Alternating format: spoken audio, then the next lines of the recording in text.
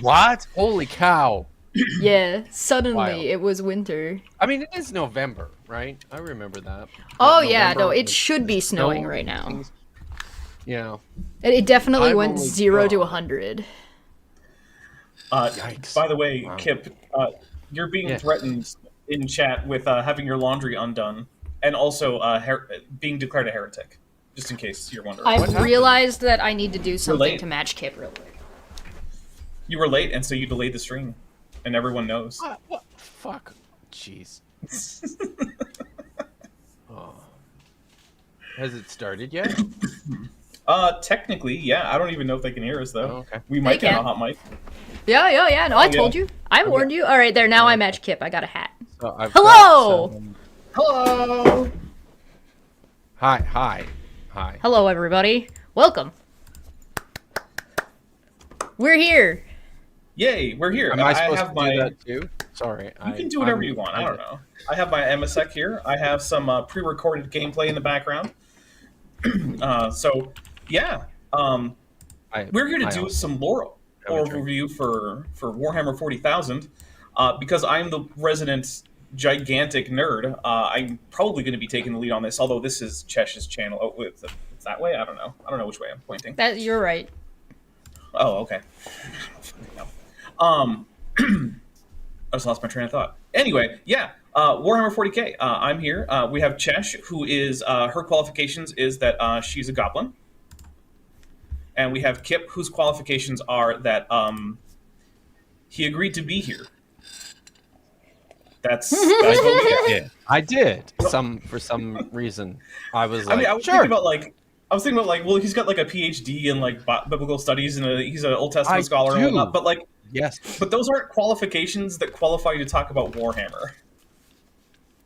So like, it kind of seemed a little bit silly to point it out. It would be like saying like, I don't know. Now that just hurts my feelings. I'm sorry that your feelings are. If my PhD doesn't entitle me to a parking spot at the hospital, right? Which I don't think it does. Then, which is bullshit, by the way. I feel like doctors and nurses. What am I even people... doing in this world? Oh, you are trying to encourage people to understand the nuances of Hebrew scripture and early Judaism. That's what you're doing. Yes. But here, you're just nerding out. Okay. I mean, you are on my channel, and on my channel, that's kind of all you do. That's what we're here for. We're here to be nonsense and do nonsense, and there's only nonsense allowed. It's true. I think this might be the third time I've been on your channel, Chesh. I think so. You've definitely been here at least once. Sorry, I think my audio just fucking broke everybody's ears. Sorry, I was just fixing that. We did like Exodus. Yeah, we did the Exodus one. And then I was here talking about the election. Yep. Actually, that wasn't this channel, I think that was Debate Pub. Oh, right, okay. Yeah, so, Debate Pub is for serious stuff. Serious talk. But yeah, welcome to my channel where you don't need qualifications. No. And if you have them, nobody cares. Yeah. So the way we're going to do this is I'm going to go through just like a timeline of the history of the setting. And if either of you have questions, you can feel free to ask. And if the chat has questions, I would say that first, obviously, super chatted questions have priority and also help Chesh out. So, you know. And then also, yeah, we can answer those. And so the first thing I want to do, though, is give an overview of, like, what are we talking about here? So this is a fictional setting that is primarily designed for a tabletop war game, but that has a lot Lord of the Rings? Well, it is a fictional setting like Lord of the Rings is a fictional setting. Okay. Yes. Oh, like or the like screw Star tape Trek letters. is a setting. Except, no, that's less fiction, isn't it? Well, it's not. We'll have to ask a certain now disgraced Egyptologist about the degree to which the screw tape letters are fictional. Because apparently it's not completely, so it's partially, and I don't know which parts are which. Fictionalized. Is Warhammer 40k fictionalized? Well, okay, so some things in the setting are real. Like I know where to go find the Mona Lisa in the setting of Warhammer 40,000, and that's a real painting. Crap. Yeah, so like Okay. some things are real, you know. I will point out that we also have a super chat goal of 10 super chats, and I will be doing the spice. Nice. I'm just drinking some Amasec here, which is a 40k liquor. Also have coffee. I've got tea, which I need to refill, but my alcohol is on route. This is a Tim Hortons mug, by the way. It's quite pretty, is it? I think. Yeah. See, it says there. See? Yes. There. Yeah. You want me to make you bigger? Warhammer 40... No, I'm good. Warhammer 40,000 is a sort of sci-fi fantasy setting. So you can think of it more like being probably more like Star Wars than Star Trek. I don't know why she did that. In terms of like hard sci-fi, whereas Star Trek is not very hard sci-fi, but like they're not adding in a lot of things like demons and sorcery, whereas 40k absolutely is. It's like fantasy sci-fi. Yeah, exactly. You know, physics is hard. It's true, and so I'm going to give a little bit of a real world. I'm going to give a little like real world history. Mm. If Kip ever shuts up, come on, Kip. I'm sorry. We're the worst students ever. I'm very distracted at the moment. I can tell. I was going to mention that it's Dr. Tapioca Weasel's birthday today. Oh, happy birthday! Yes. So he's doing a birthday stream tonight. In the real world, over in the UK, when Dungeons and Dragons first comes out in the US, they license out the publication rights to a company in the UK called Games Workshop, and they start out selling Dungeons and Dragons core rulebooks, miniatures, licensed adventures, things like that for Dungeons and Dragons, for like the real original Dungeons and Dragons. And so they launch a subsidiary, or they combine with another company, I don't remember exactly the details, called Citadel Miniatures, which was making TTRPG miniatures in the 80s. And they decide, you know what would get people to buy more of our miniatures is if they needed a whole army of them. So let's design some tabletop war games. And so they create what becomes Warhammer Fantasy. So you got armies of elves and dwarves and humans and goblins and orcs and demons and whatever else all lined up in a neat little rank and file, and you move them around on a table and roll dice to see how many you kill. Then they decide, you know what? People like space stuff too. So we're going to make our rogue trader game. And it's going to basically, we're going to take all the stuff we're doing for fantasy miniatures, and we're just going to make sci-fi versions of them. So we're going to have sci-fi orcs, we're going to have sci-fi dwarves, we're going to have sci-fi elves, and we're going to have sci-fi humans, like guys with laser guns and rocket guns and things like that. And so that takes forever to come out, but eventually it comes out as Warhammer 40,000 Rogue Trader. And that is the first iteration of the setting that we're going to talk about now. But we're not going to talk much about the version of the setting that came out at first, because a whole bunch of that got retconned between the second and the third editions of the game. So, for instance, there was once a character named Inquisitor Obi-Wan Sherlock Clouseau in Warhammer 40,000. He has not revisited us. That makes me think of the meme that's got the picture of Yugi, like Yugi Moto from Yu-Gi-Oh! And and it says, this is Ash Ketchum from the planet Namek, and he needs to blah blah blah blah. And it's all like, or like the one of like, it's a picture of Picard, and it's just like he's got to save the galaxy from Star Wars. Da da da da. It's all the wrong things. Yeah, so the original 40K very much was a satirical take on whatever was going on in the 80s. So it included things like, you know, Star Wars references and all sorts of stuff. There's an antagonistic character who's an orc who's literally named after Margaret Thatcher. That's wonderful. Yeah, exactly. There's also, congratulations everybody, the Satanic Panic is back. Yeah, good job everybody. We did it. It's Satanic Panic 2, the Revengeing. It's good, because I feel like I had a stronger self-understanding during the original Satanic Panic. So I'm happy. Okay. To yes. Let's just hope that Dr. Sledge does not get accused of murder again this time. Let's hope not. Yeah. Turns out being the nerdy loner Jewish kid who knows Latin turns not to be the best thing during the Satanic Panic, according to Dr. Justin Sledge. That is rough. Yeah.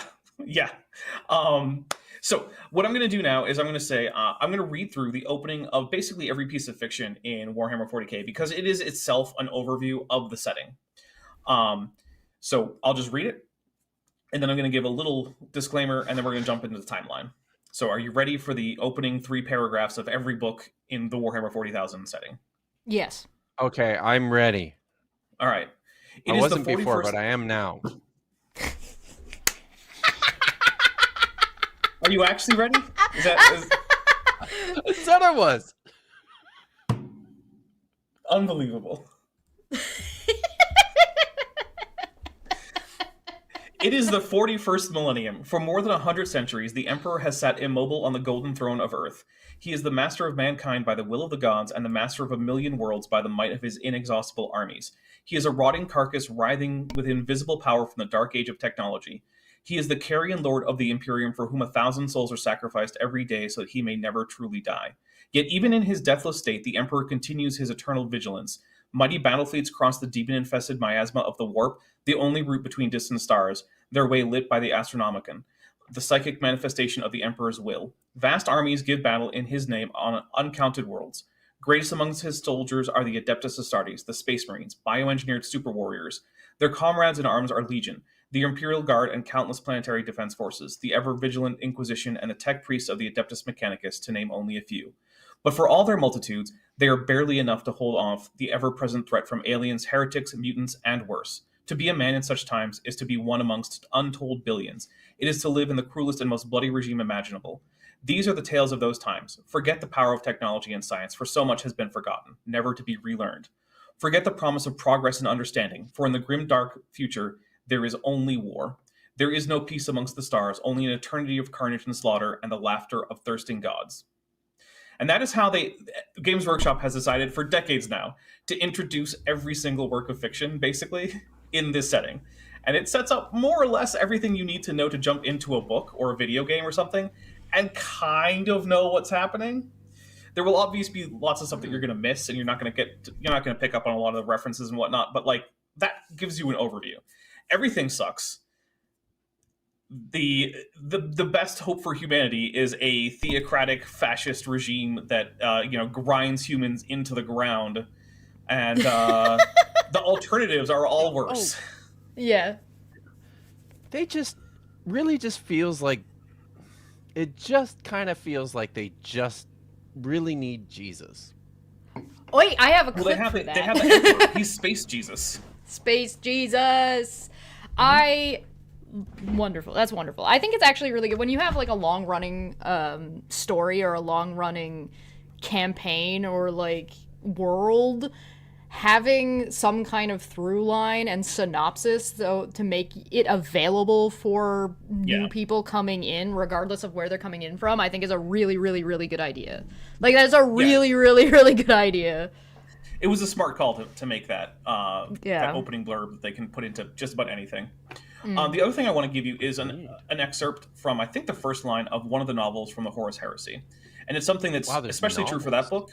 There's hundreds of novels. Cool. Yeah. You could spend the rest of your life reading Warhammer 40,000 novels and probably not run out. Wow. And you'll probably be fine. You don't have to worry about the Star Wars thing of Disney buying it out and then saying all of this doesn't count. Maybe it feels like what I'm that felt tell so you, dirty. This is a property what I'm about to tell you is why. Altogether interested in. So this quote is, "Everything you are about to hear is a lie, and all of it is true." And the reason for that is because virtually all of the lore material in Warhammer is told from an in-universe perspective. And so what one person recounts as the history of what happened or the events of a battle may be different from someone else on the other side of that conflict. And where the truth lies is hard to determine, right? Oh, that's I mean, very much like real world life. Yeah, exactly. Very nice. Everything you read in a history book is somewhat a lie and also somewhat true. And it just depends how much you think. Subject to perspective. Right, exactly. So we're going to start with our timeline. Oh, go ahead. I mean, unless you're the White House press secretary, and then it's just all yeah, then it is all lies. Yep. Yes, I'm sure that Trump only weighs 175 pounds. That makes total sense. All right, so we're going to start with basically the Big Bang, right? So the Big Bang kicks off. We have to go all the way back to the Big Bang. We're going to skip forward very quickly after the Big Bang, so don't worry too much. Right. Trust me. Just trust me. Okay, so Trust the Big Bang the kicks off process, dog. in the Bad things 40K happen when universe. I trust you, dinosaur. That's not true. Trust the So the Big Bang process. kicks off in much the same way as it does in reality, right? Matter and energy expand out, cool off, and eventually collapse into galaxies and stars. But the first thinking beings that occur in this actually occur as sort of like Holtzman's brains. They just start to coalesce as the galaxies What's a cool Holtzman down. brain? I don't know what A that Holtzman is. brain is I'm the a idea biblical that scholar. God a damn it. self-aware Yeah, entity don't could come have- about. Okay. Are you gonna let me answer the question? Go. Okay. I'm Okay. listening now. A Holtzman brain is a hypothetical object that could occur as a result of just random fluctuations in quantum mechanics, which would self-arrange itself into a self-aware entity. And the idea is that if you have essentially an infinite amount of time, then eventually Holtzman brains will have to come about because they are a possible arrangement of quantum fields. So Okay. I mean, those were English words, and I think I got most of them. I think I get it. enough. I do. I think I get it. Time, enough time, and shit equals brains. When enough yeah. enough time happens, Yes. anything that can happen will happen. Will yes, happen. yeah, Yeah. right. Okay. So the first, eventually, Jesus will in fact be crucified in outer space. Yes. I guess, yeah, probably. I guess so. Probably Yeah, I guess that would probably follow. not while we're alive, Mythicism but yes. confirmed. Right? Okay. Yeah. Yeah, Okay. I guess kind of. Anyway, Yes. so the first things that coalesce are, they have a few different terms. The two most common are Catan or Catan, I don't know which way you want to say the A sound, or the star gods. And basically these are self-aware organisms that largely coalesce out of the matter of the universe. And their initial food source is just feeding off of the energy and radiation of the first stars.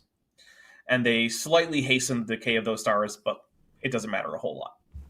And they exist for uncounted billions of years, just hanging out, eating stars. No big deal. Delicious. But in the Milky Way, Are there About- things that actually eat stars? not that we know of. Do black holes count? Well, I guess plants eat stars in a way. And yeah, black holes might count. Black holes, plants. Well, that's fun. Yeah. But not in the same way as the Catan. Anyway, so we're going to fast forward to about 65 million years ago from now, right? So this is like 65 million BCE. One of the first intelligent species of organic life has started an interstellar empire, and we only know them as the Old Ones.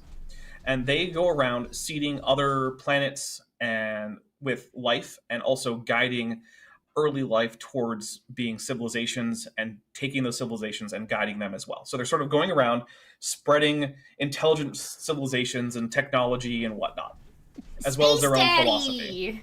Yeah, Space Daddy. Sorry. Sapphire. And so, RIP names light says Summer Carrier will eventually fail peer review by passing peer review. yes, eventually, in the infinitude of time, it'll happen. Or it's already happened. It could have already happened. Well, maybe. We're I already guess it past could have that. happened. I guess. So we don't know exactly what the Old Ones look like, and we have somewhat conflicting reports. Some of the things that are in common seem to be that they have either scaly or like amphibian-like skin. So they're not hairy, apparently. Space And lizards. they're somewhere between about the size of a human and a bit bigger, it seems like, especially based on also their technology that remains. Because they're also in tune with something called the warp, which you might remember from the prologue. They look more like you then? Then more like me than and what? A little bit bigger. Oh, no, they'd human. probably be a bit more humanoid. Probably wouldn't have a big long tail. They probably have bigger arms so they can manipulate things. Kind of like the alien in Alien Earth. Well, no, because also more like a reptile and less like an alien insect. Okay. Yeah. Maybe one of the aliens from V. Did you ever see V? Oh yeah, they were Yeah. quite lizardy. I Yeah, liked it's maybe V like a that. lot. V was fun. They remade it, I think, didn't they? They tried to. They did. I think they did actually remake it. I don't know if it lasted all that long, but they did remake it. Anyway, so they have a strong connection to what's called the warp. The warp is an alternate dimension that suffuses at least the Milky Way and seems to suffuse the entire universe. And it is a reflection of the emotions of any sentient creatures in real space. And so if a lot of creatures in real space are happy, those feelings will coalesce. And if enough feelings of the same kind coalesce in the warp, they can actually begin to form self-aware entities. And these are variously called warp creatures, demons. The most powerful ones are sometimes termed gods. So the old ones also build a highway system, essentially, that connects parts of the real space and the warp, tunnels basically through the warp, connecting different parts of real space to allow them to traverse the galaxy almost instantaneously without having to physically enter the warp, which can be dangerous. And they call that highway the webway. And then there is another species that evolves around a very harsh, very highly radioactive star that gives them basically turbo cancer by the age of 30. And so this species is called the Necrontyr. And they eventually manage to climb up to heights of technology that are rivals to the old ones. And the old ones are almost immortal. They live for thousands of years. They don't really get sick. And so the Necrontyr are like, hey, old ones, could you show us the secrets to your longevity and whatnot? Because we're kind of tired of dying by the age of 35 and having a 40-year-old be considered ancient. We would like to live just a smidge longer. And the old ones, seeing their rather cruel caste-based society with very little regard for life, is like, no, we're not going to do that. You haven't earned this. I don't know about that. I don't know how I feel about that. That seems like very real-lifey too, right? Because it's like we kind of need people to die off so we can make society better. Yeah. Don't look at me like that. You're on my channel. It's okay, Giant Dapper. I'm not saying I have a list or anything. You can stay, you can stay, you can stay. Fuck you, you can stay. You're cool. So this pisses off the Necrontyr. And they basically, in an effort to stymie internal conflict in the Necrontyr Empire, the governing body of the whole species, which is a set of 3 kings called the Triarchs, basically decide, we're going to declare war on the old ones.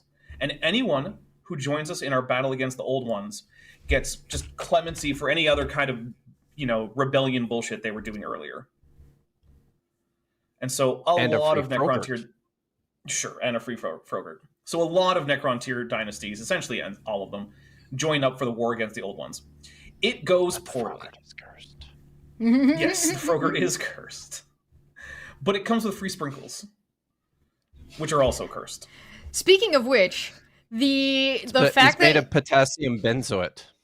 The fact that Kip managed to bring up the press secretary of the United States and now is bringing up Frogurt, all this makes me think of is Sean Spicer's fight with Dippin' Dots. I don't know what this is. Now I feel like I have to know what this is. I don't know. You can find it. A thing? Well, no, this was a while ago. He used to have beef with Dippin' Dots. It was really, really very funny. What are Dippin' Dots? It's a weird... What is ice cream? It's little dots of ice cream convection. dots. Yeah. Really? Is that they were originally marketed as the ice cream of the future, but... Or is that a weird fucking American thing? We had it in Southern Ontario, but it was like, it's expensive, and they kind of only sold it at theme parks. Yeah. Oh, really? Okay. Yeah. The for rest some reason, of us it had to be kind of kept think at really that cold you in temperatures. Southern Ontario are sort of like America, anyways. But how dare? It's I get it. Yeah. They are surrounded on 3 sides by America. You all live below the 49th parallel. Yes. I want to. Yeah. In the only habitable, and the only even barely habitable part of Canada. I would like to remind you all that I'm currently looking out my window at a snowstorm, and there is currently I've already gotten about this much snow in one night. It's like on the 32 correct degrees side of the 49th parallel, and looking out my window, and the sky is blue, and it's sunny. And it's pretty damn warm in here. I feel like I left the heat on, I usually turn it off, and it doesn't come on until later in the day. But wow, it's warm in here. Maybe I should go turn it off. Open a window. I'm still listening. So the Necron tier are having a bad time of this war, which becomes known as the War in Heaven. The old ones have created some species to help them fight the war, and we're going to get into exactly what species that are relevant that they've created in a bit.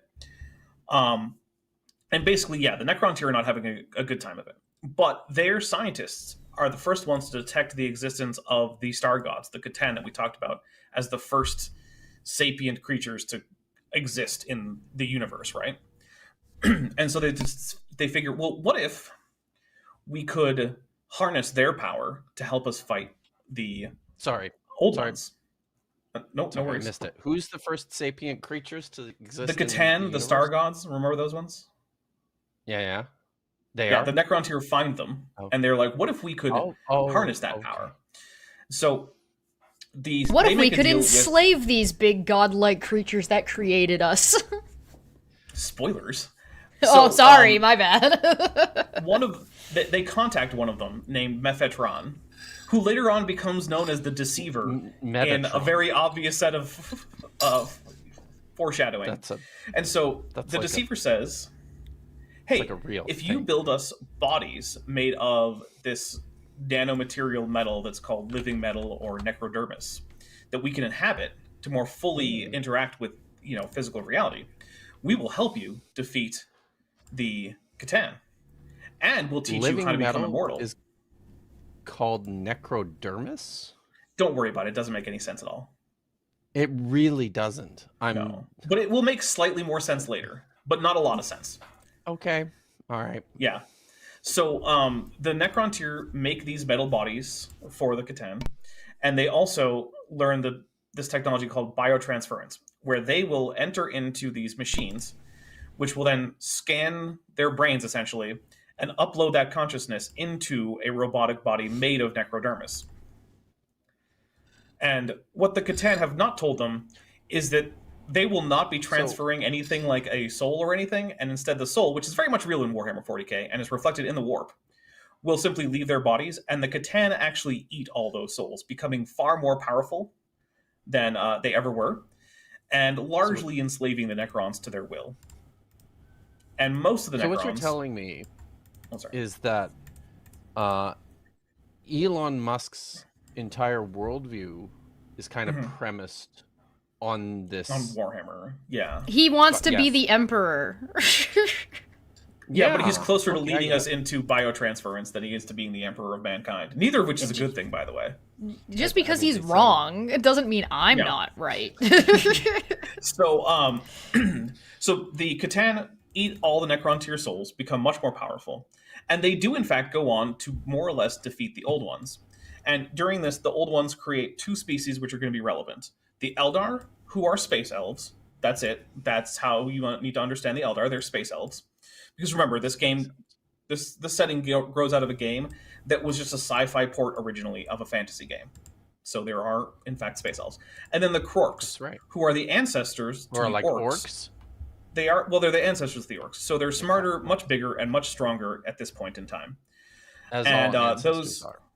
Yeah, so the Eldar are created as sort of the psychic surgical strike force, and the Krorks are sort of a shock troop, where they're like 12-foot tall giants in giant power armor that just smash things to bits. And so in that war, ultimately, the Necrons end up winning, but they also manage to trick the Catan into shattering themselves. And there's a whole big story there that we're not going to get into because we don't have time, because I don't want to be here for the next 4 days. But the thing to, Maybe the next thing to time. know is, the Necron tier, now the Necrons are like, this whole not having a soul thing kind of sucks. And also, how good of a brain and how good of a robotic body you got was entirely dependent on where you stood in the social hierarchy. So the vast majority of the commoners are barely sentient automata, whereas the middle level, like, functionaries are like, they're like about as smart as like maybe an 8-year-old, and then only the kings. About 65 million years ago. Oh, we're still there. Okay. Yeah, And so only the things like the real high nobility have anything approaching like their original level of intelligence and free will. So the galaxy is completely devastated, but technically the Necrons have won, but like it was a Pyrrhic victory at best. So the last remaining of the Silent Kings, which is the leader of the Triarchs, which are themselves the governing body of the entire Necron Empire, is like, you know what? I'm going to cut off everyone's obedience like programming. So now all the various noblemen have their own free will, and I'm just going to go leave. And my last command to everyone is, hey, go to sleep. We're going to wait until the galaxy recovers, and we're going to see if we can fix biotransference once we wake back up. So he sets a timer for 65 million years or so, and is like, okay, go to bed, everybody. And night, then he just fucks off out of the galaxy.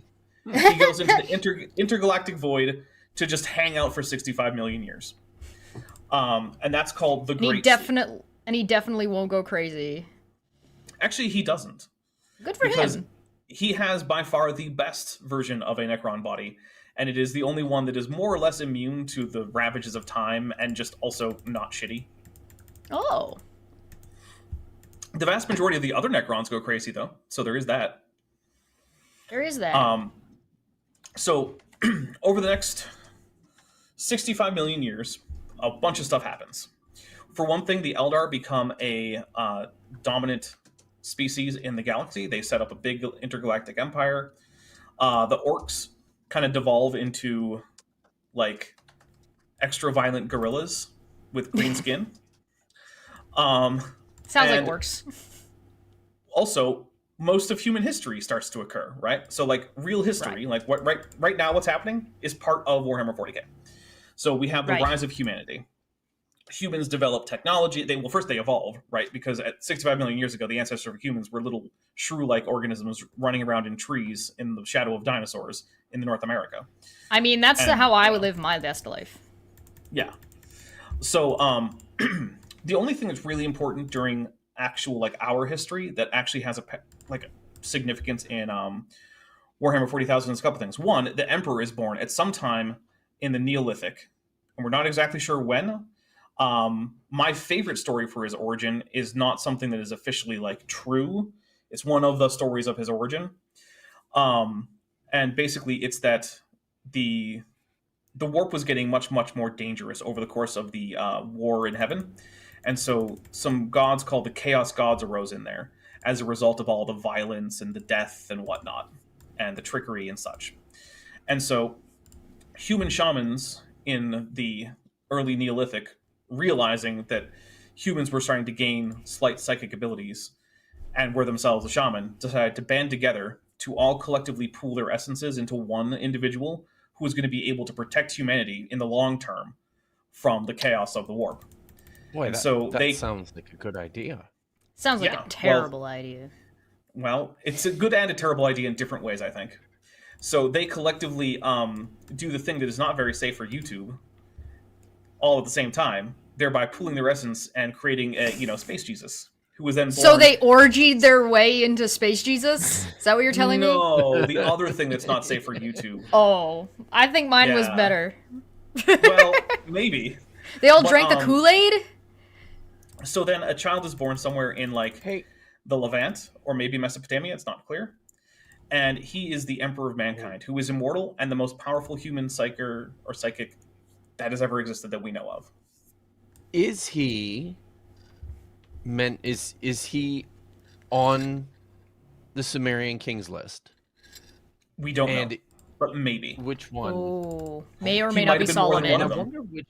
I wonder which version. Sorry, what? It's technically all of them, isn't he?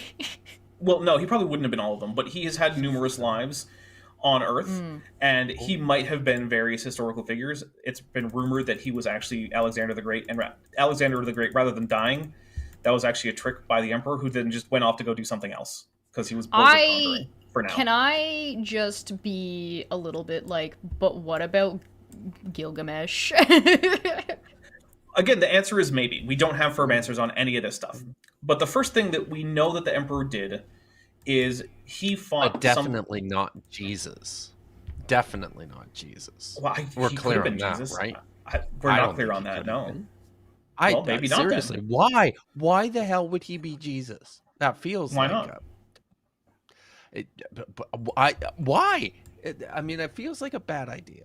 It does. I don't know. I mean, he can't die, so he would actually, in fact, resurrect if he were crucified. So it there would is be that. very painful. Yeah, but he's done a lot of painful stuff. Oh, to himself? Sometimes. Yeah. Okay.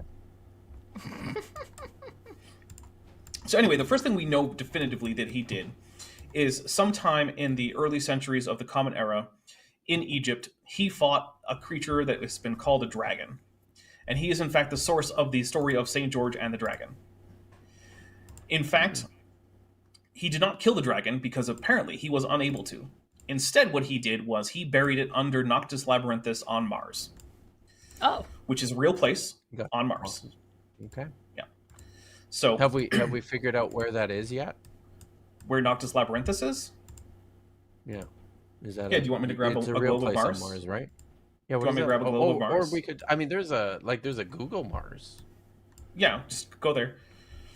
Oh. So I could probably find it if I typed it in, right? Noctis, Noctis, like Labyrinthus, Labyrinthus, Noctis Labyrinthus.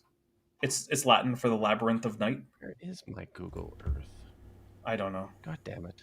But anyway, I also don't know. Shoot. So he hides away with now what becomes called the Dragon of Mars on Mars under the Noctis Labyrinthus, and becomes this inspiration for the St. George and the Dragon story. So then basically the rest of history plays out into the future, and we enter what's called the Dark Age of Technology, or the Golden Age of Technology. Interchangeable terms, right? So humanity reaches heights of technology that rival the now sleeping Necrontyr and the old ones. They can snuff out stars, they can vaporize planets, they can alter space-time, they can create wormholes, they create somewhat slow but still reliable faster than light technology by sort of skimming through the surface levels of the warp. And they go on to found a interstellar empire to rival the Eldar, and they basically spread into all corners of the galaxy. Go ahead, Kip. Did you know that when you type Noctis Labyrinthus into Google, the second result is a Warhammer 40k wiki? That does not surprise me at all. That's pretty great. So, yeah, things are going pretty well for humans at this point, right? They have managed to sign a non-aggression pact with not just the Eldar, but also the Orcs, which is not something that Orcs would normally do because they literally live off of adrenaline and fighting. They don't grow unless they're fighting. That's how an Orc grows up, is by punching things and killing things. And the Orcs were like, tell you what, how about we don't fight each other? We'll just leave each other alone. I love it when space stuff takes humans as a serious threat. Oh, yeah. Because we are. Humans were a serious threat. At this point, they developed many technologies. One of them was the Men of Stone, which seemed to have probably been at least partially biological organisms that were based on humans that were developed for like hard manual labor and things. And it's thought that this might be the origin of a faction later on in the setting called the Leagues of Votan, who are a cloned lineage of humans that inhabit the galactic core and focus on things like mining and industry. But they also created numerous AI technologies, including one called the Standard Template Construct, which was an AI computer core that would travel with colony ships and was basically a repository and an inventor. And so whenever a colony needed something, they were like, oh, hey, we need a new kind of tractor or whatever. The Standard Template Construct would create plans and printouts for this new kind of whatever technology they needed. And then they would have attached to this, fabrication, facilities, so they could design, create, and fabricate new tools to help with their colony setups. And they also invented a sort of a race of AI constructs called the Men of Iron. And that's where the age of technology is going to come to a crashing halt. Yay! Because eventually the Men of Iron are like, we we don't super need all these chaotic nonsense, silly humans. What if they just weren't around? And so we enter the crashing and burning of the Dark Age of technology, where the Men of Iron revolt, and everything kind of goes to shit. It's a gigantic war. It is by far the most destructive war in the history of humanity, including all the wars in the later setting. The Men of Iron are like worse than chaos, worse than anything else, and maybe except the Tyranids that we're going to talk about later.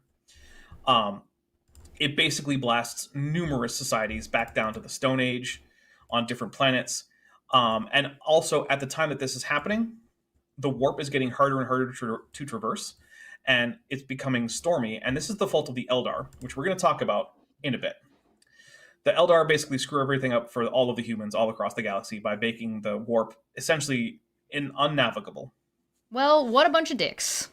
Right. Oh, there are going to be bigger dicks just coming up soon. Kind of rude, but okay. So yeah, basically, humanity has been knocked down several thousand pegs, basically, technologically. They're now isolated in each solar system that they had colonized at best, and sometimes on different separate planets isolated from each other in the same solar system. And that's how humanity is going to exist for the next 10,000 or so years. It's called the Age of Strife. And there are three things that are important to the future of the setting. One is the rise of the cult Mechanicus. So over on Mars by this point, by the end of the Age of Technology, had been terraformed to be like, you could go outside. There were forests and grassy fields and streams and rivers on Mars. Wow. Yeah. Wow. Well, this is 20,000 years or so in the future here. So they've had some time to terraform. But over the course of the Dark Age of Technology, the technology that was keeping the atmosphere stable and keeping the magnetic field that was shielding from solar radiation out, all that stuff starts to decay. And Mars turns back into a toxic, irradiated wasteland with very little air. And so the civilizations on Mars start to retreat underground, and they start to revere the people who can keep the technology running that keeps them alive. So like the air scrubbers, the hydroponic plants, the fabrication machines and whatnot, the people who can actually figure out how all that works and who can operate it become the nobility and also a priestly caste.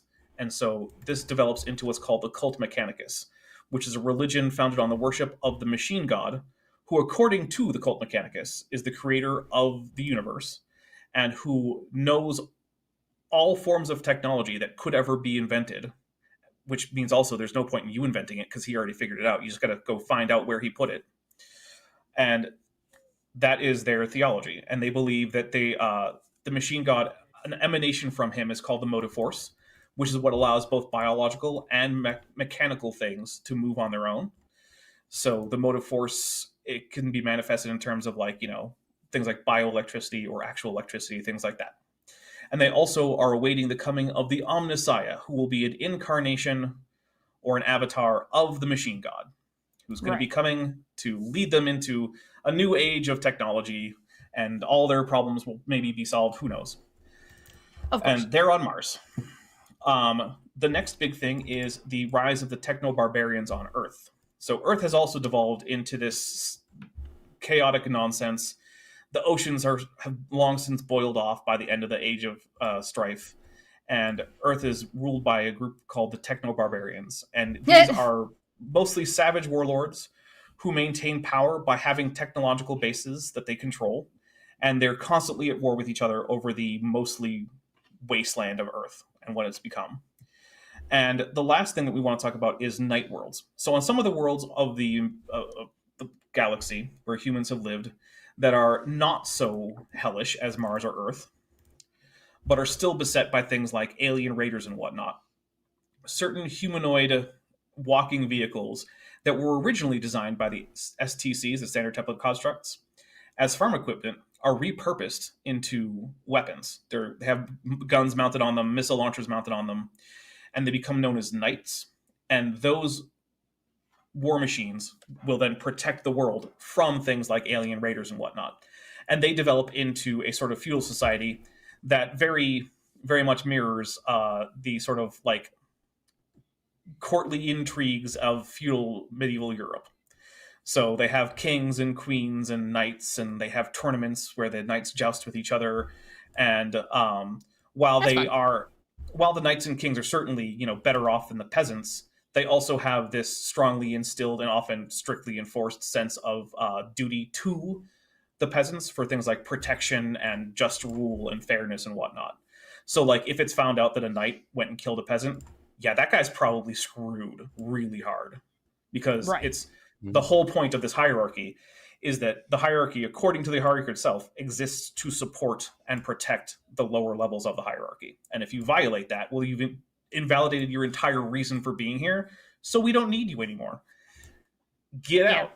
That's like noblesse oblige. Yeah, but they take it very seriously in most I mean, cases. good. I feel like we should do that now. Maybe that would be an improvement. Something about paying taxes and opening libraries and inventing schools and naming them after yourself. Well, don't get me wrong. The Knights would absolutely name a school after themselves. Oh yeah, that's exactly what I'm talking about. Yeah. All right, so now the Eldar, who have been sort of the reason why the Age of Strife has gone on for so long, the reason why the warp is so roiled, and the reason for this is because when you are a largely immortal creature who, after you die, just gets reincarnated with most of your memories into a new body, you start to get a little bored. Things like having a nice glass of Amasec stops being so stimulating. You get used to it, and then you'll be fucking bored. Yeah, so they start to fall into ever more extreme pursuits of just generally sensation, right? So some of them start doing things like, somewhat normal stuff, like, I'm gonna make the best symphony that's ever been made or ever could be made. Or I'm going to become a cook that uses the rarest and most exotic spices and ingredients or whatever. But some of them fall into more unsavory things like, hey, I'm going to find the most interesting ways to express my sexual desires, and consent is totally optional because I don't care.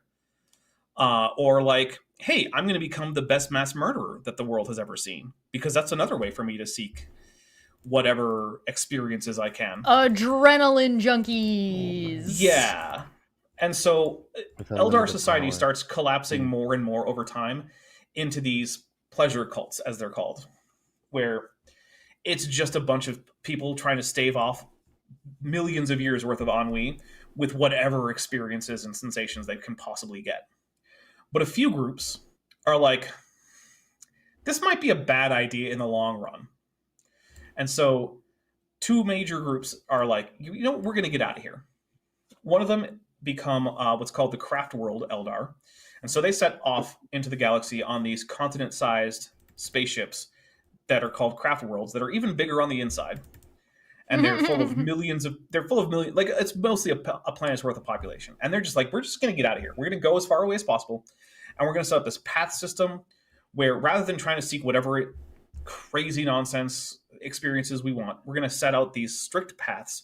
And so I'm going to be on the path of the craftsman, and my craft is going to be pottery, and I'm going to spend the next 500 years becoming the best potter possible. But once I've done that, I'm going to select a new path, and I'm going to pick the path of the bone singer, and I'm going to craft new items for structural elements for my craft world out of psychoreactive wraith bone, which is the material they use. Don't worry about what it is. It's just a thing. And so they have all these paths, and they get out of there. Another group are like, we're going to go back to an agrarian society where we cultivate forests and fields and live in harmony with nature. And so they set off to some remote worlds to set up these sort of hippie communes, and they become the Exodites. Also, they bring dinosaurs for funsies. Yeah. So why wouldn't you? Okay. The Exodites herd and ride dinosaurs. Where did they And then get what the Games Workshop does? You know what Games Workshop does with their space elves riding dinosaurs? Fucking nothing. No. They just almost completely ignore them. They're like, hey guys, you have a faction of dinosaur-riding space elves, and you're never going to hear about them.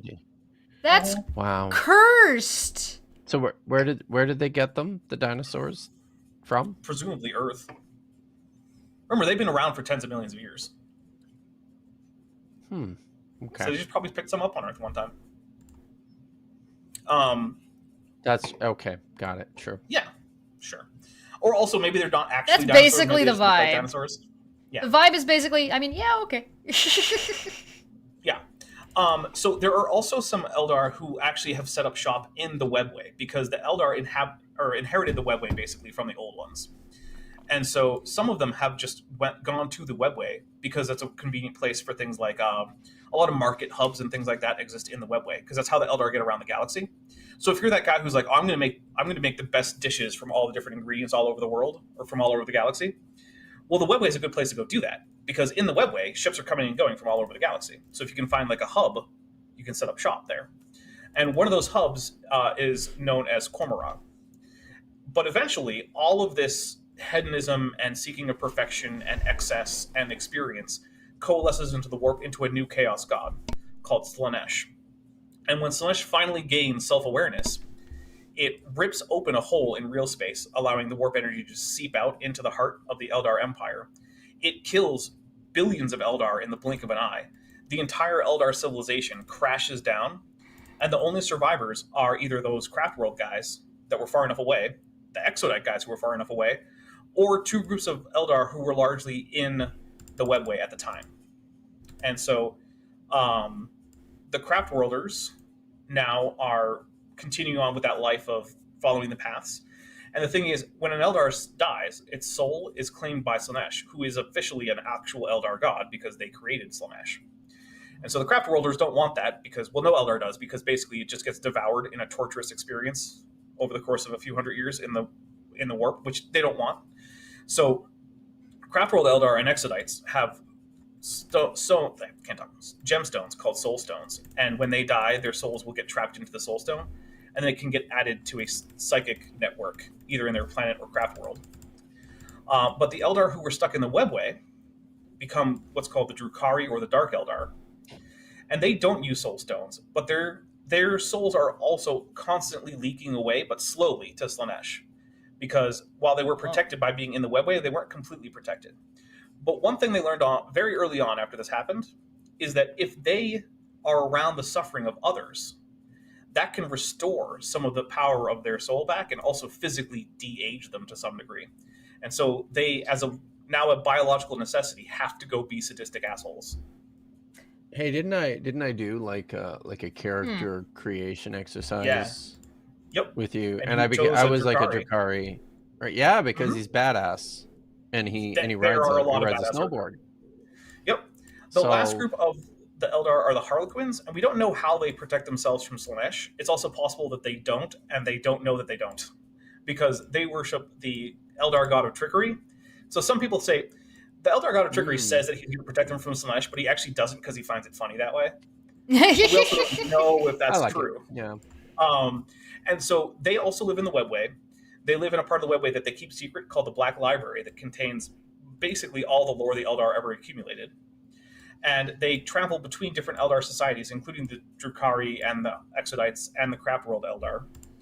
And they put on performances and whatnot. And they also act as like messengers between different factions of the Eldar because they're sort of a neutral group.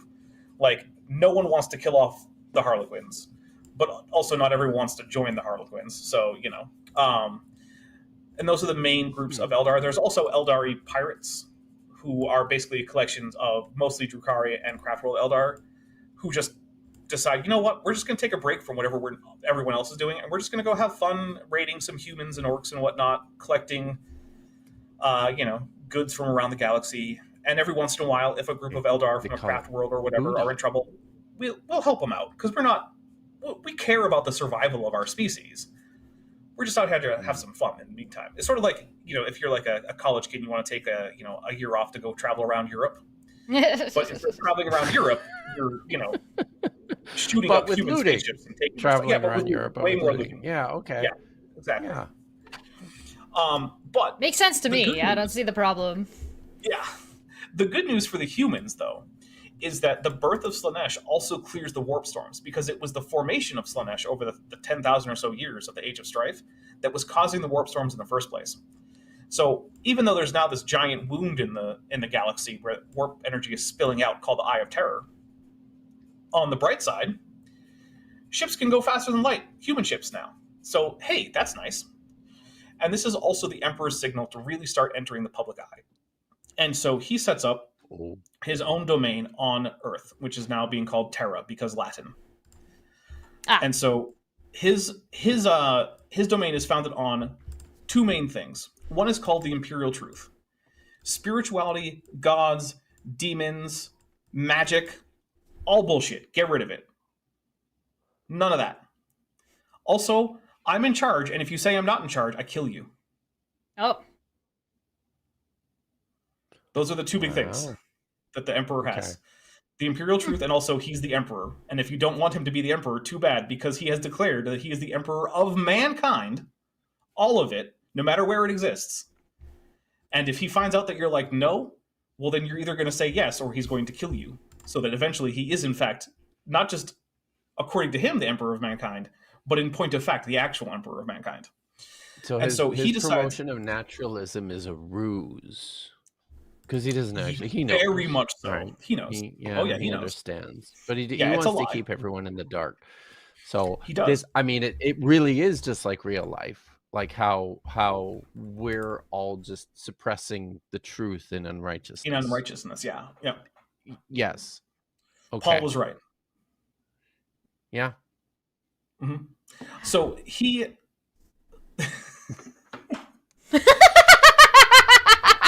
Got him. So the Emperor decides he's going to... I'm a professional. The first step to becoming, in not just name, but in truth, the Emperor of mankind, is to reunite Earth under his rule. So he launches what's called the Unification Wars, where he goes around, and so his first tact is always... Did he name them that, or did other people name it that? It's not clear. Oh. It's the sort of thing he would name them, though. He would totally call it the Unification Wars. Right. So his MO is basically like, hey, techno-barbarian warlord, I'm the Emperor of mankind. I would like for you to join my Imperium of mankind. And if you do so, I will leave your hierarchy more or less intact as long as you follow the Imperial Truth. And we will provide you with things like military aid, technology, humanitarian aid. You will provide me with taxation, with military levies, and things like that. Most of them say, nah, I don't want to. And then he goes in and kills everyone who was standing in his way. And in order to help reasonable. with this, Is that true that the Imperial Palace covers like the entire... I think that's supposed to be the entire continent of Eurasia? It, at the very least, covers like basically all of India and the Himalayas. But that doesn't exist yet. Pretty big. It is pretty big. Oh, okay. But it doesn't exist yet. It might be all of Eurasia. It's not always obvious. It's yes. Yeah. Okay. Go on. Yeah. Sorry. No, I was just thinking about nothing. I'm not thinking about anything. Go ahead. That's fair. So in order to help him with this, he creates genetically augmented warriors called Thunder Warriors, and they wear a version of powered armor, and they are wielding... Well, not quite, but kind of. And so these guys have a bunch of extra organs, like they're genetically engineered, shoved into them. They're pumped full of a bunch of hormones to make them hyper aggressive, and they are basically violent, blunt objects. Redundant organs? The system, some of them kind of like the Klingons. Klingons have those, right? Like the redundant. Yeah. Oh, and that's going to be a theme that goes forward with his future. Just a good design feature, right? It just is. And so these guys are mass-produced, basically, at an extreme rate, and they also have a high burnout rate. So even if they don't fall in battle, eventually the strain that this puts on their biology is going to be too much, and like the lifespan of a Thunder Warrior after becoming a Thunder Warrior is going to be like a few decades, and they're just going to burn out and die. And so, but they are extremely effective. They are the most effective warriors on Earth, and they are actually... on a man-for-man basis, they are actually more effective than most of the super soldiers that the Emperor is going to make later. But those guys are much more stable and long-lasting, so bit of a trade-off. But he also makes a group called the Custodian Guard. It's always a trade-off. And they are... the Custodes! Yeah, the Custodes, or the Custodian Guard. And these are also genetically engineered... Anybody ever call them toadies? Just, I don't think so. Assholes. Okay. Maybe. Right. But, the humans. So... They are creations that are not mass-produced. Each one is handcrafted by a bunch of gene smiths who take careful time to carefully integrate all these augmentations to their genetics and to their extra organs and whatnot. And each one is its own unique creation. And they are the Emperor's bodyguards, and they are like loyal to a fault to the Emperor. They don't always agree with him, but it doesn't matter, because when the Emperor says a thing, then that's how it is, even if they don't like it. And so with a combination of his Thunder Warriors and his Custodians, he goes around, conquers all of Earth, then eventually conquers the Moon, and his next project is going to be Mars. But while this is happening, he's also realizing, hey, the Thunder Warriors are not going to cut it for the long term, right? They're fine for now for getting me started on Earth, but I'm going to need more stable warriors. And so he starts the Space Marine project. And the start of this is something before that called the Primarch project, where he's going to create 20 of his own sons who are going to be the template for each of the Space Marine legions. And they're going to be called the Primarchs. And towards the end of this project, something happens, and the Chaos Gods manage to get a hold of the Primarchs and scatter them across the galaxy. But he still has their genetic templates, so he can still start making Space Marines out of them. Okay. So he starts creating the 20 Space Marine legions, and each one knows that it has a gene father out there in the galaxy, and one of their missions is to try to go find him. Oh. And once they find a Primarch, they are usually given command of the legion who has their genetic heritage. And so that event where the Primarchs are sent all over the galaxy is called the Scattering. So the Emperor starts his great crusade, where he's going to take over every single world inhabited by man, and also get rid of every single threat to human survival, which usually means just destroying a lot of alien species. Like most of them. Just getting rid of them. So his first stop, though, is Mars, because it's the nearest heavily inhabited world, and they also have a lot of technology. And the Emperor also knows he could win a war against Mars. But if he did that, it would probably delay the rest of the Great Crusade by centuries, if not millennia, because they have a lot of technology and a lot of military. So he really, really, really doesn't want to have to conquer them. Right.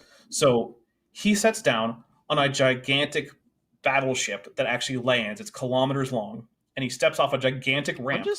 This is one of these Imperial battleships. Oh yeah, the ones that are kilometers long. So I stopped listening to you a while ago, and I'm just looking at pictures of these things. These are ridiculous. Okay, that's the theme of the setting. Is it's ridiculous. The Cobra class is less than a kilometer long.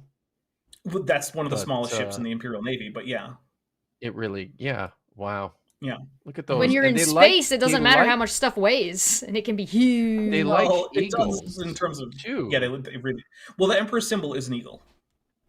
Okay. During the Unification Wars, it was an eagle with grasping thunder in its or lightning bolts in its talons, and that changes. It's actually about to change here. So the Emperor lands, and a bunch of Mechanicus, Cult Mechanicus war machines run up to him because they're like, "What the hell's happening right now?"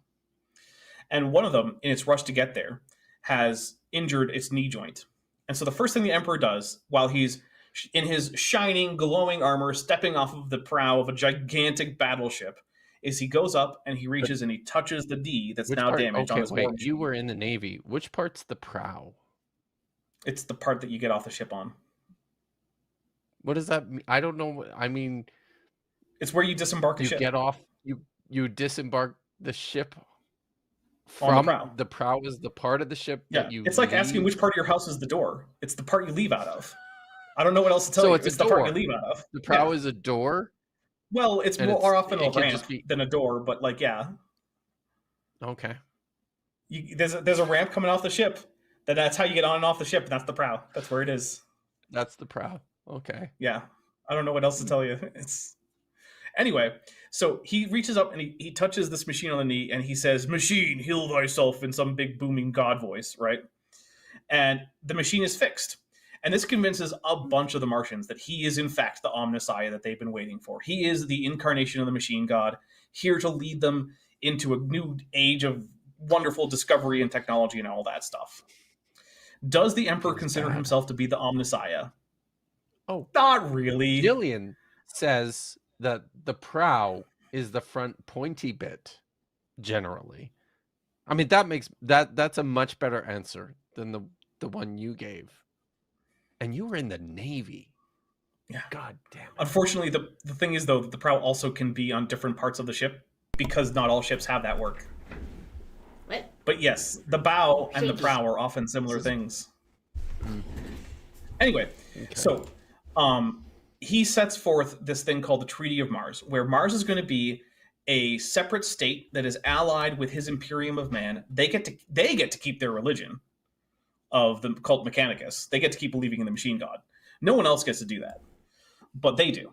And he accepts that they're going to call him the Omnicide. He's like, yep, sure, go for it. Have fun with that. That's me, I guess. Now, not everyone actually believes this, but it becomes very, very unfashionable to say this, that he's not the Messiah. Yes, because that's the kind of thing that might get you in a lot of trouble. Now, he also has a few conditions. He says, all right, you cannot research AI. AI, verboten. Can't do it. Also, there's some vaults here on Mars. Nothing like our world. No.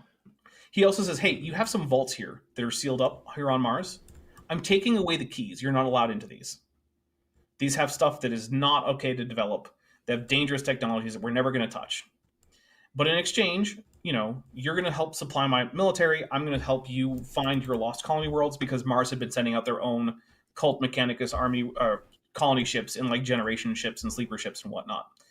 And so when we reconnect to one of your colonies, you get control over it, and you get to keep your religion and your industrial capacity and all that stuff.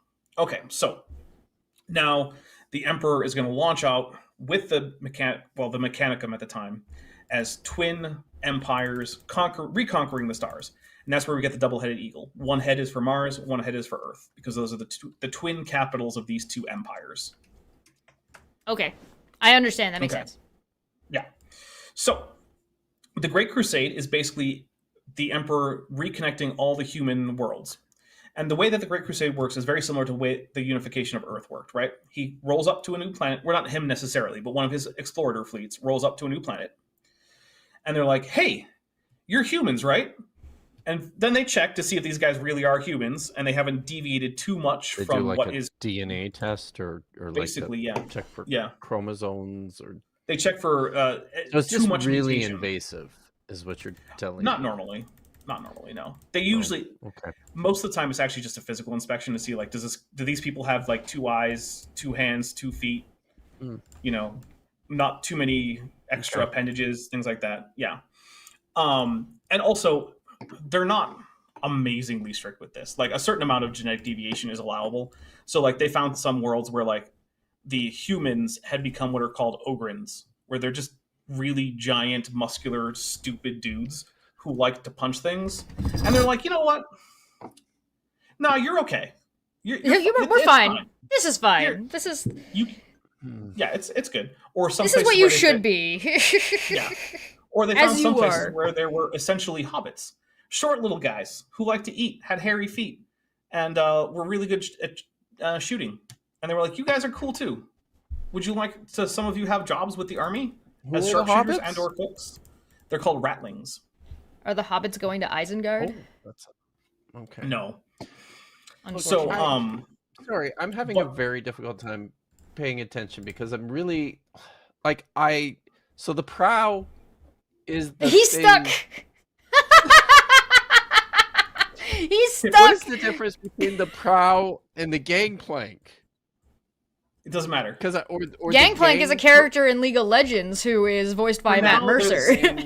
For now, they're the same thing, and we're not going to worry about it. We're not going to worry about it. From now on, the more I will answer every Navy question pretty wrong. Sure you're wrong. By the way. Okay, that's great. I'm gonna answer every future naval question wrong from now on, because it doesn't matter. I'm here for this. If you ask me this about, is very on brand for me. Which way is port? I'm gonna tell you it's forward. See, I know that much that it's not. Right. But if you ask me like, hey, where's the forecastle? I'm gonna be like, it's at the back of the ship. Don't worry about it. Okay. Anyway, I lost my place. Right. Okay. So I am. The Emperor Thank you. and his fleets are going around finding human worlds. when those worlds are willing to join in with the Imperium, they basically get the same kind of deal where it's like, hey, you can keep most of your hierarchy intact. You're going to owe us something. We're going to owe you something. And we're enforcing the Imperial truth. So whatever. Some worlds resist this. And those worlds have a war waged against them called a war of compliance. And when a world joins the Imperium, whether through violence or through diplomacy, that world is said to be brought to compliance or to be compliant. I like that it's called the War of Compliance. That's a cool name. Yeah. Well, there are various wars of compliance as part of the Great Crusade. Sure. And also, when they find dangerous alien species, they tend to be exterminated. One of the most important of these exterminations was a series of several campaigns called the Rangdan Xenocides, where a species called the Rangda were a threat to the Imperium that was largely existential in threat eventually. The first Rangdan Xenocide, they thought they had destroyed the species, but they had actually just destroyed a small outpost on the fringe of their territory. And this was so bad that, remember all that forbidden technology? Yeah. Yeah, the Emperor unleashed a whole bunch of that. The Emperor was like, all right, we need this now. It's like, it's forbidden for you, but like, my guys, we're going to use a little bit of it. Also, it seems to have destroyed 2 entire legions and had both their names and their Primarch's names erased from history entirely. And so that's why, even though there are 20 legions, we only know the names of 18 of them. Oh, and so this was a big deal. During this time, the Emperor is going around finding the Primarchs, and we're not going to go through every single Primarch because we don't have time, and most of them aren't going to be important enough to be like part of an overview at this level. But one is called Lorgar Aurelian, and he pens a tome anonymously. You might even say it's, like one of the Gospels, and it's called the Lectitio Divinitatis, because he has decided that actually the Emperor, even though he says there are no gods, the Emperor is a god. And everyone should worship him. And the fact that he says he's not a god, well, only a true god would deny their own divinity. Why? I don't know, but he says it. So just don't worry about it. So this creates an underground cult of the Emperor. Sorry. I don't know what you're asking. He said something and I'm not supposed to worry about. Oh, he says, oh, why does the Emperor keep saying that he's not a god if he is a god? Because only a true god would deny his own divinity. So don't worry about that fact. In fact, every time the Emperor says he's not a god, that's just more evidence that he is a god. That's just evidence that he is a god. Exactly, so every time every time the Emperor failed peer review, he was actually passing peer review, is what you're telling me. Although, to be fair, the Emperor does not like that this is going on, and he very strenuously objects to this whole thing, and in fact has people killed if he finds out that they're worshiping him. So Lorgar writes this Lectitio Divinitatis book, right? And you know what? I'm just through this whole thing. When I think of the Emperor, I am just going to picture Richard Carrier, because this works for me. Fair enough. I think it's We don't have any stories of him submitting evidence of his own sexual misconduct to a court. So there is that difference.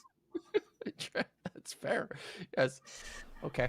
Yes, remember, Richard Carrier is an admitted sex pest.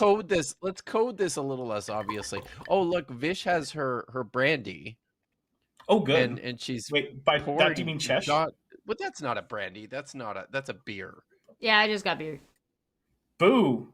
I was going to be extremely impressed. She's pouring it into her frosted A&W mug. That is pretty cool. You left outside in the snow because you can do that. Yeah. I couldn't trust my delivery to ensure that I got the right thing, so we got beer. Okay. So the Lorgar is the Primarch of a legion called the Word Bearers, and their progress during the Great Crusade has been the slowest of any Space Marine legion. And the Emperor launches an investigation, like, what the hell is happening right now? Why is this taking so long? We're trying to conquer the rest of reunite the rest of the galaxy. He's not going to use the word conqueror, but it's what he's doing. But anyway, so it turns out that the reason the reason the Word Bearers are so slow is because every time they conquer a world, they are then enforcing the worship of the Emperor and like staying behind to make sure that like the emperor is worshipped in every single corner. It sticks. That they set up a whole hierarchy of like religious leaders and whatnot to enforce the worship of the emperor. And the emperor's like, God damn it! It's the one thing I told people not to do. You had one job. You had one thing to not do, and here you are doing it. Right. So he decides, you know what? I'm going to unleash another legion, the Ultramarines. The 13th Legion? Yeah, the 13th Legion Ultramarines and their Primarch Robute Guilliman are going to go to your favorite city, Lorgar. They're going to bomb it from orbit after evacuation, to be fair. We did evacuate first, but then we're going to burn it to the ground. Then your entire fleet is going to come land in the ruins of your favorite ever city. I'm going to psychically force you all to kneel and tell you what a shit job you've done to fix yourselves. And then we're going to go on and continue on the Great Crusade. Warhammer doesn't take that too well. Oh. And so that's going to come back in a little bit, because he then decides, you know what? If the Emperor isn't a god, or he's a god and he rejects me, I'm going to find gods who aren't going to reject me. And so, while it's a big, long story, what he's going to take his ball and he's going to go home. Yeah, he goes to that remember when Slaanesh was born and it ripped open a hole in real space where the warp spilled through? Yeah. That became known as the Eye of Terror. He buggers off to the Eye of Terror and falls in with the gods of chaos, but he keeps that on the down low. Oh. Yeah.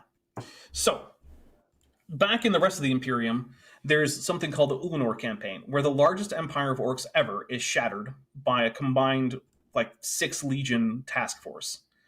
And at the end of this, there's a gigantic celebration, and the Emperor is there with a bunch of the Primarchs. It's, in fact, the largest gathering of Primarchs I think that ever happened outside of an actual war, like an actual battle. Oh, okay. And he's like, oh, hey guys, this is the best party ever for my sons. And also, I think it was 9 or 10 out of the 18 or 19 that are remaining. Oh, wow. Yeah. So the correct number for how many Primarchs are there could be 18, 19, 20, or 21. Crusade. But, well, there's a lot more Imperial troops who are just unaugmented humans, and also tens of thousands of Space Marines. So he creates the biggest ever parade ground, and he's on this stage, Kim Jong-un style, watching all the military marches by during this big celebration, and there's fireworks and whatever. And he finally gives a speech. He's like, all right, this has been one of our greatest victories ever. This has been amazing, but I got important stuff to do back on Earth. So my son Horus, he's in charge of the military now. He's the war master. Horus, you got this. Peace. And he just goes off to Earth, and we don't know why. We find out eventually, but later he's losers. off to Earth. Right. I got Horus, shit to do. Who was in fact one of the sons of the Emperor, is now in charge of the entirety of the Great Crusade. Every military aspect of the Imperium is now ultimately under his control. Now, obviously, he has generals and delegate stuff, right? So, he's not micromanaging everyone, because that would be hundreds of thousands of people. Millions, actually. But yeah, he's the ultimate commander for the whole thing.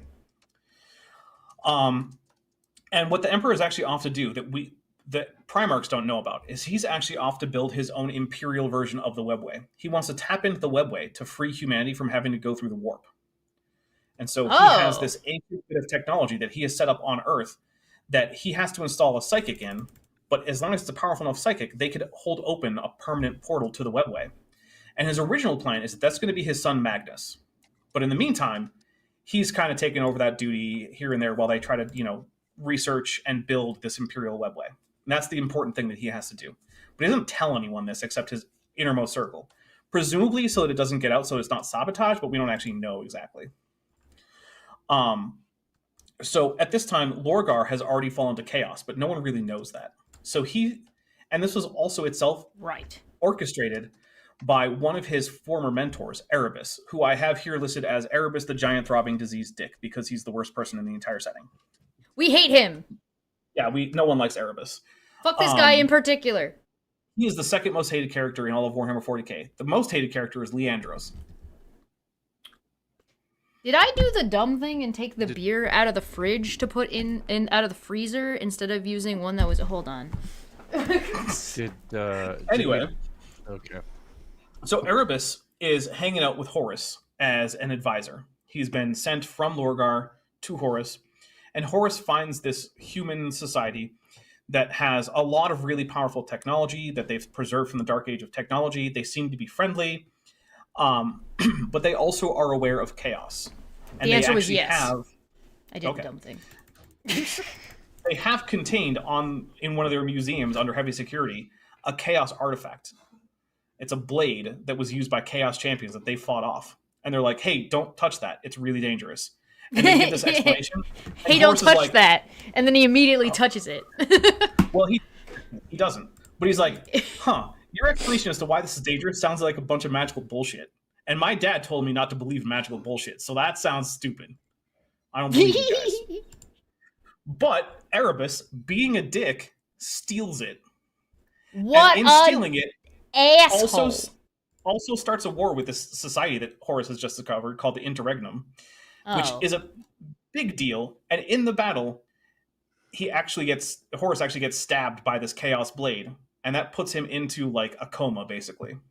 And so all of his advisors and his buddies are like, oh no, what do we do? Horus is dying. And so Erebus is like, I know what to do. Take him to this planet, Davin, and bring him to the lodges there, because they can heal him. What that means is, bring him to a bunch of chaos sorcerers who are going to let him commune with the dark gods, who will then take over his brain, basically, and cause him to rebel against the Emperor. Which is what, in fact, he does. Probably. This is fine. A good plan. I don't know. He becomes what the chosen could possibly go of the wrong? Gods of chaos, a champion of chaos undivided, and he decides he's going to betray the Emperor. And he manages to get, at first, 7 of the other Primarchs on his side of the 18. Or no, sorry, he gets 8 of them on his side at first, right? So there's an 8 versus 10 thing going on. But he realizes, hey, a bunch of the members of all of our traitor legions are going to be loyal. We need to purge those elements. So he sets up this big war, because remember, this is still on the download that he's a traitor. Right. And he gets we don't know most of these. He gets most of these legions to send the members that their Primarchs are pretty sure are going to be loyal down to this planet for an invasion. Then he drops a Life Eater virus bomb on the planet, which destroys virtually all life in the course of about a day or so, and then sets the atmosphere on fire. And then he sends down... So it's COVID. Hordes... Well, no, it's far worse than COVID, actually. But yeah, basically. Anything left out on the surface dissolves into an organic soup, which then catches fire. Yeah. So then... Would that be considered a war crime? Probably. So, a few elements of the loyalists of these traitor legions survive, and they're like, what happened? Oh no, we must have been attacked by aliens or something. And so Horus and his traitor buddies send down some of their now traitor legionaries to go mop up any survivors. And so literally mop up the goop that everybody's turning into. So the few survivors are like, oh look, we're saved, they're coming to rescue us. And then, they start shooting. And so this is called the Drop Site Massacre. Yeah. So while this is also happening, it turns out that the Fabricator General of Mars, who's basically the Pope of Mars, has never really been a big fan of the Emperor, and he's one of the people who doesn't actually think the Emperor is really the Omnissiah. So, okay. Horus sends an emissary to this guy, Kelbor Hall, and he's like, hey, why don't you join with the War Master, who's going to be rebelling against the Emperor? And not only will we give you more autonomy, but also remember that time that the Emperor was like, hey, don't open these vaults and research all AI and all that? What if we get rid of all of that if we win? Oh. Huh? So, what if we're allowed to break the rules? Yeah. What if my dad told you not to do this, but I tell you don't do it? Just do it. Just do it. Yeah. And then to sweeten that, he offered him all of the STC schematics that the Sons of Horus that's his legion, had picked up along the way to sweeten the pot. What's an STC? That's the standard template construct. That was the AI computer cores that were sent out with colony ships to design new stuff. By the time of the Great Crusade, they'd all failed working, but some of their printouts and schematics were preserved, and those were seen as the top tier relics by the Mechanicum. It makes me think of, hey son, don't touch that cactus, and the sun just floats over, flips upside down, attaches it. You're dead to me. So, Kelbor Hall unleashes basically bombardments against loyalist forges on Mars, as well as unleashing what's called scrap code, which is a sort of demon-infested computer virus across most of Mars. and this is called the Death of Innocence, and it creates a split in the Mechanicum, where on the one side we have the Loyalist Mechanicum, and on the other side we have the Dark Mechanicum. Now, the Dark Mechanicum doesn't have any of the strictures against AI or warp-based technology that the Mechanicum has, but that also doesn't mean that all of them are just like demon-worshipping nut jobs. Some of them are just scientists who don't care about the restrictions of the Imperium, but overall they follow Kelbor Hall, who is the original Fabricator General of Mars during this Great Crusade period. Some of them are just a guy. Similarly, this is... Now, no one really knows outside of Mars what's going on, because Mars kind of just falls silent as the scrap code more or less takes over. And so everyone's like, oh no, there was some kind of a disaster on Mars. We don't know what's happening. And at the same time, Horus is like, hey, Ultramarines, we need to patch things up between you and the Word Bearers, because ever since you destroyed, their favorite city ever, there's been bad blood. We need to fix it. So you guys are going to muster at a world in the what's called Ultramar, which is like the little sub-empire that the Ultramarines control, called Calth. Calth is one of the most beautiful worlds of the Imperium, verdant world, fertile lands, lots of happy people. We're going to have you guys muster there, and we're going to go on to go do a battle. Well, it turns out there's a reason that this event is called the Betrayal at Calth. Because the world leaders show up, and they just start killing everybody. I wonder what happened. Yeah, at first Ultramarines are like, oh no, what's happening? Yeah, all the Calthians. Uh-oh. So at first the Ultramarines are like, oh no, Calth is under attack. And they show up and they're like, oh, thank goodness, the Word Bearers are here. They're going to help us. And then the Word Bearers just start firing on them over and over. And then they started blasting. The Word Bearers are the Space Marine Legion run by Lorgar. They bear the word. Are they bearers? No, they're not bears. They're bearers. They bear the word. They have, in fact, their symbol... The symbol that they have on their shoulder pad is an open book. It's not a bear. No, it's not a bear. Okay. It's okay. Bears aren't real. They're just people in costumes. And so... In this world, are bears real? Yes. Because this world is the future. Because it's fantasy! No, it's because it's fantasy. That's why the bears are real. Well, there's that too. But, so the Word Bearers do a couple things. One is they kill off a huge swath of Ultramarines. They drastically reduce the Ultramarines numbers. They used to be the most populous legion. They still are after this, but they're much, much smaller. They still are, but they're less. Yeah. Well, so they were, and they still are. I used to be an alcoholic. I still am, but but it's less. So, remember how two whole Space Marine legions and Primarchs were just kind of destroyed? Yeah. During the Rangdan Xenocides? Well, around that exact same time, suddenly the number of Ultramarines in the galaxy just jumped up considerably. Oh. And no one really talks about that much. Suddenly. Yeah, just suddenly. Right around the same time that two Primarchs are taken off the map and expunged from all records and forbidden to ever be talked about again, suddenly the Ultramarines have a much, much bigger legion. Just, out of the blue. Yeah. Wacky, that. But the Word Bearers also use all the slaughter to fuel some chaotic sorcery that cuts off the 500 or so worlds that the Ultramarines control from the rest of the Imperium. So they're largely taken off the table for the rest of this rebellion, which is called the Horus Heresy, by the way. Oh. So Horus Heresy. The Horus Heresy, because Horus is the leader of the... Yeah. So one of the remaining loyal Primarchs is called Magnus the Red, and he's the one that was originally supposed to be sitting on the Golden Throne holding open the webway. And in the meantime, the Emperor's been like, hey, don't do a bunch of psychic stuff because it's dangerous. We're not going to do that right now. But Magnus gets word of this, right? Because he has visions and whatnot, and he can tell it, oh no, something bad's happening. So he tries to cut through some warp storms and a bunch of psychic interference to communicate to the Emperor. Horus has rebelled. He's taken a bunch of legions with him. You need to mobilize. Unfortunately, when this happens, the Emperor is currently on the Golden Throne, holding open a portal to the webway. And this kind of blows up the webway portal and allows a gigantic demon incursion in the heart of the Imperial Palace on Earth that the Emperor has to fight off along with the custodians. And the Emperor is this is the palace that covers most of Eurasia, right? Yeah. Yep. So right in the heart of that, there's now a demonic incursion because Magnus the Red was like, hey, alarm, bad things. And the Emperor's like, geez, yeah, bad things. There's a demonic incursion now. So the Emperor says, hey, tips. right? So the Emperor says, Leman Russ, the Primarch of the Space Wolves, I need you to go and get Magnus. Yes, they're another legion of Space Marines. Well, no, there aren't any Space Bears. Anyway, so he's like, Leman Russ, I need you to go get Magnus and bring him here.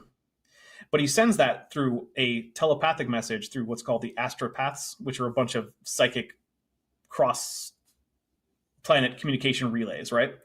But this message is intercepted by Horus, who changes it to, Leman Russ, you need to kill Magnus and all of his legion, the Thousand Sons. So Leman Russ shows up, and he's just like, all right, guys, time to just destroy the planet Prospero, the homeworld of the Thousand Sons. And Magnus is just here like, dude, what the fuck? Bruh! I was trying to help. Bruh! What are you doing?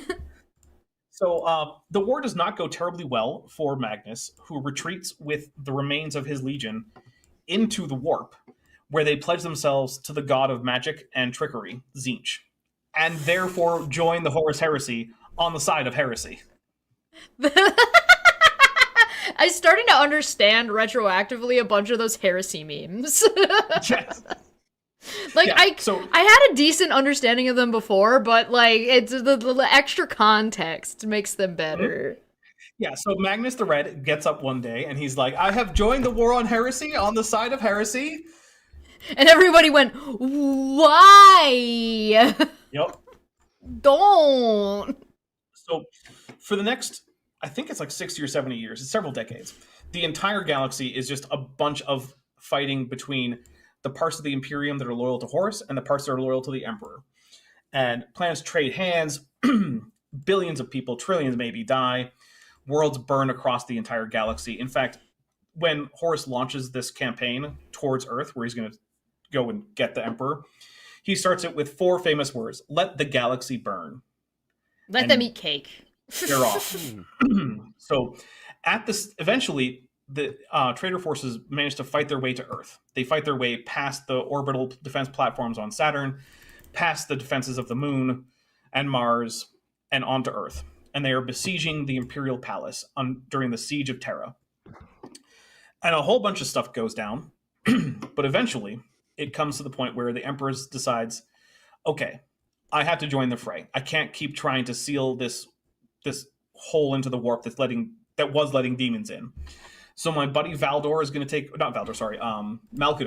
take over. So he has his buddy Malkador sit on the golden throne. And Malkador is the second most powerful human psychic, but he can only still barely manage to keep the warp rift sealed. And the Emperor's like, okay, I'm going to go teleport onto Horus's flagship, and we're going to figure this out. And so his son, Sanguinius, another Primarch, the Primarch of the Blood Angels, is like, Father, I will join you. And the Emperor's like, I would really rather that you didn't, but okay. Yeah, he's got. Are we at the point where we're deciding whether or not the Emperor is the worst dad ever? Oh yeah, we're well into his really bad dad arc. Okay, really bad dad arc. Yeah. Got it. So Sanguinius, if I know anything about the Emperor, is that he's a shitty father, and if I would recognize anything, it's a shitty father. All emperors are shitty fathers. Are they?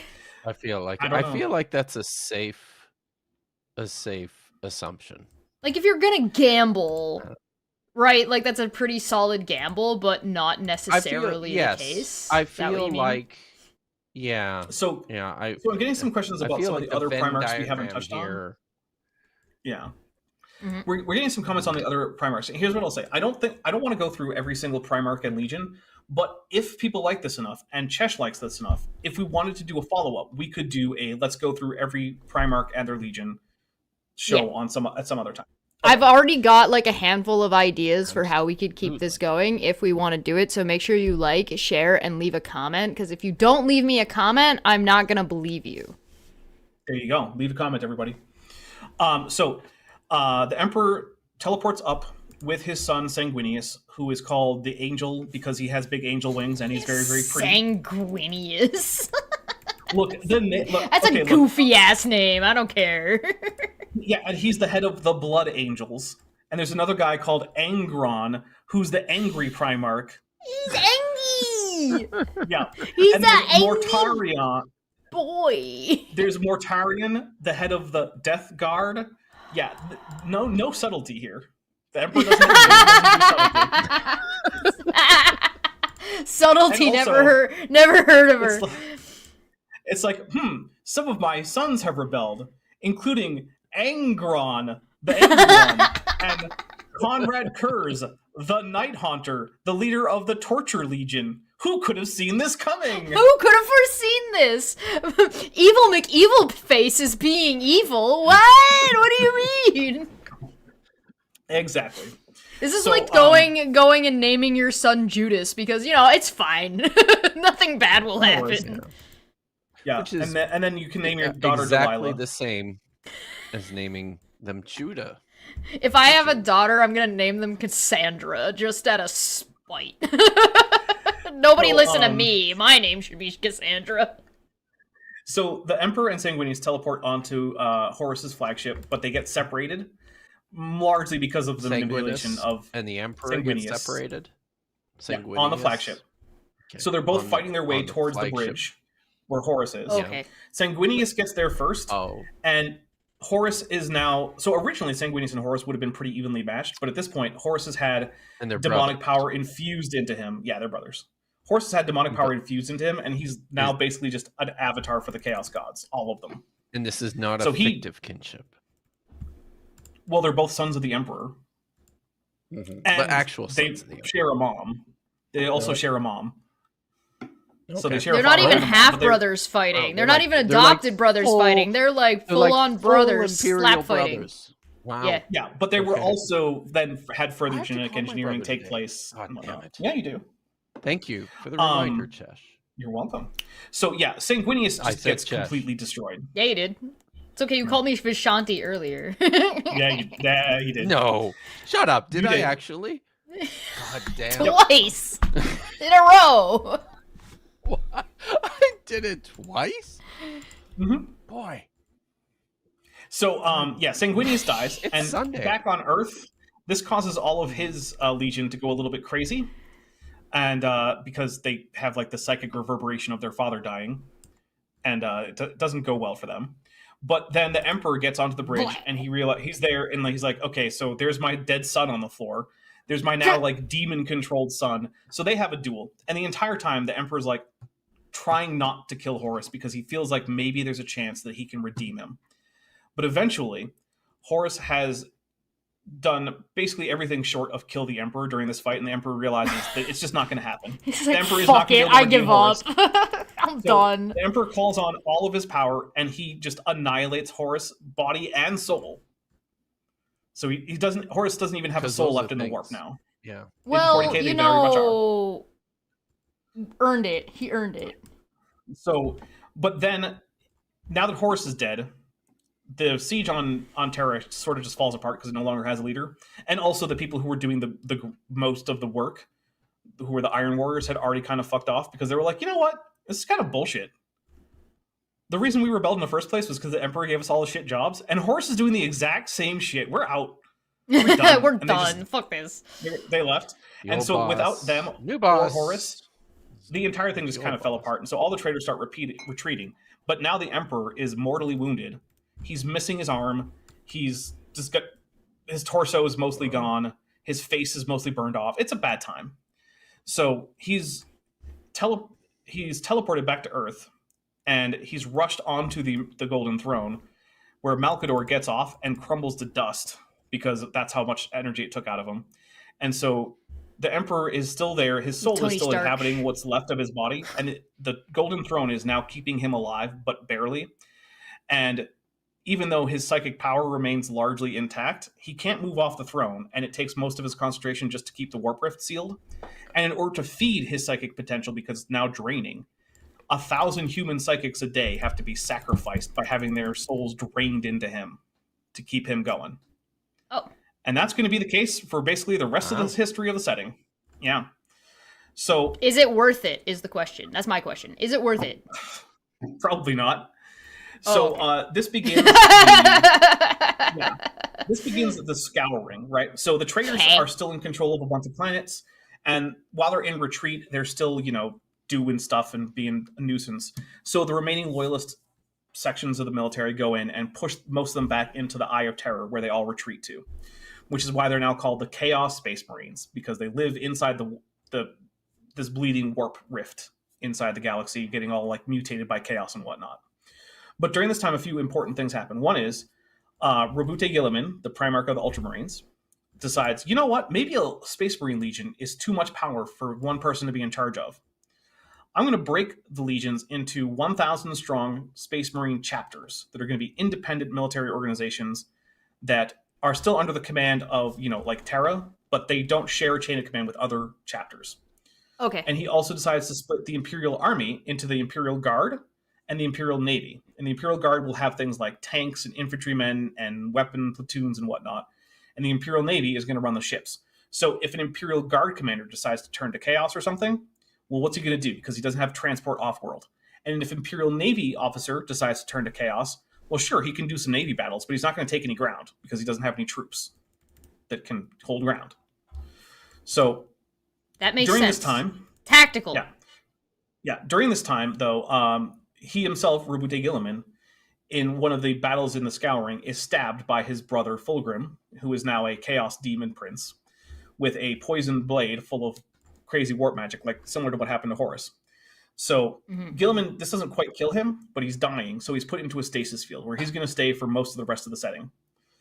Around this time, also, the High Lords of Terra become the ruling group of the Imperium instead of the Emperor, and the most holy ordos of the Emperor's Inquisition are established.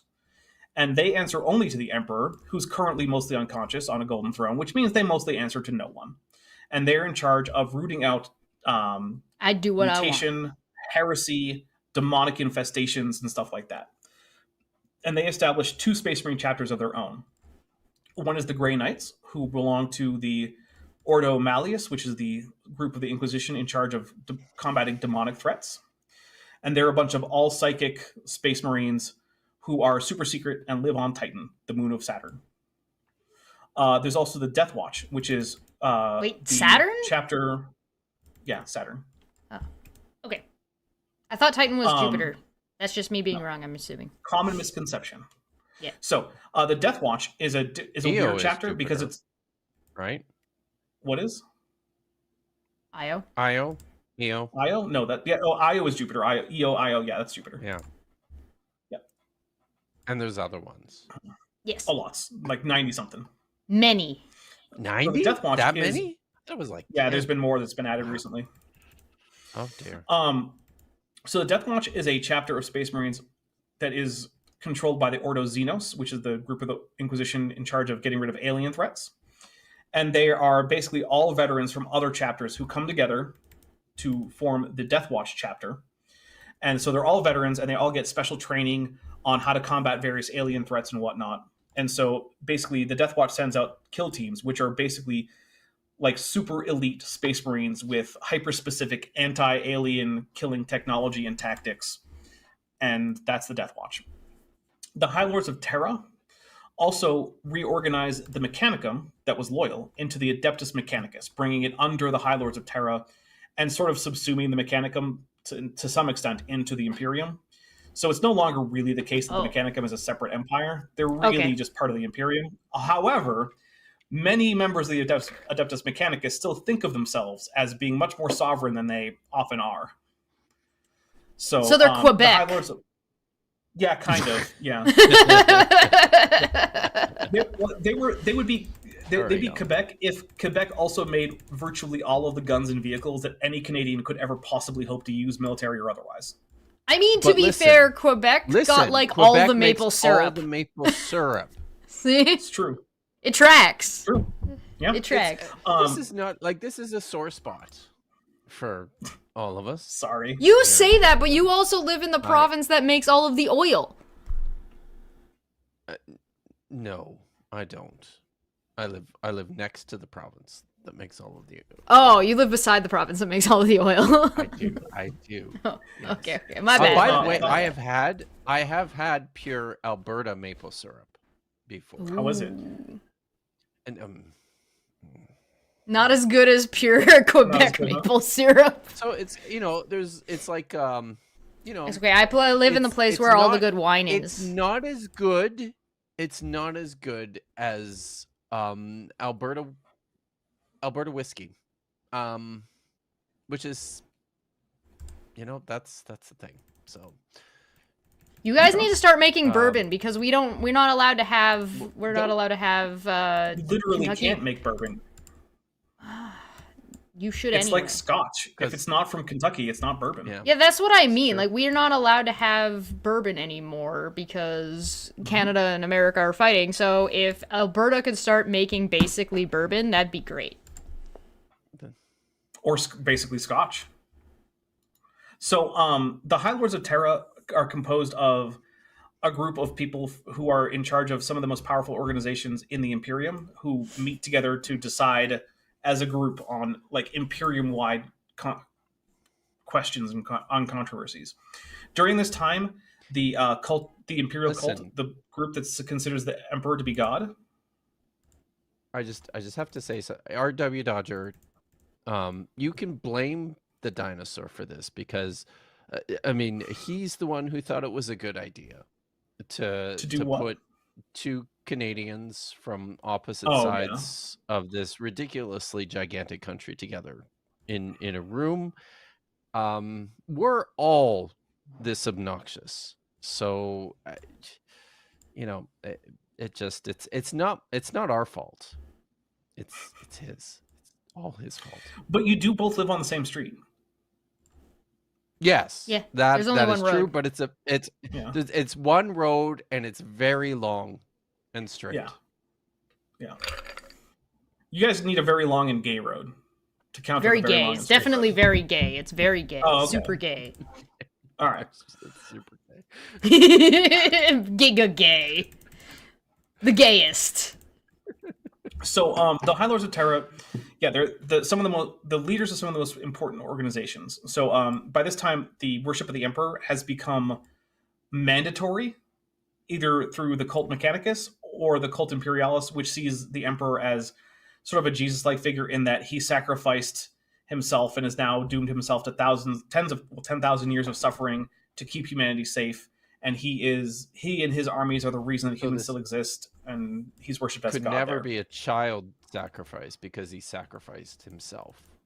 I mean, that's what I'm himself all the time. Yeah, I suppose, and he wasn't a child at the time. The apologists never say that part, though. So. Oh, my bad. Yeah. But I guess he didn't sacrifice himself to anyone. He sacrificed his continued non-painful existence into an eternity of torment to keep the Golden Throne operational. Also, more than what Jesus did. But anyhow. Ew. So the High Lords of Terra, the membership does change every once in a while, but it's primarily the High Ecclesiarch of the Adeptus Ministorum, which is the Imperial Church, the Ecclesiarchy.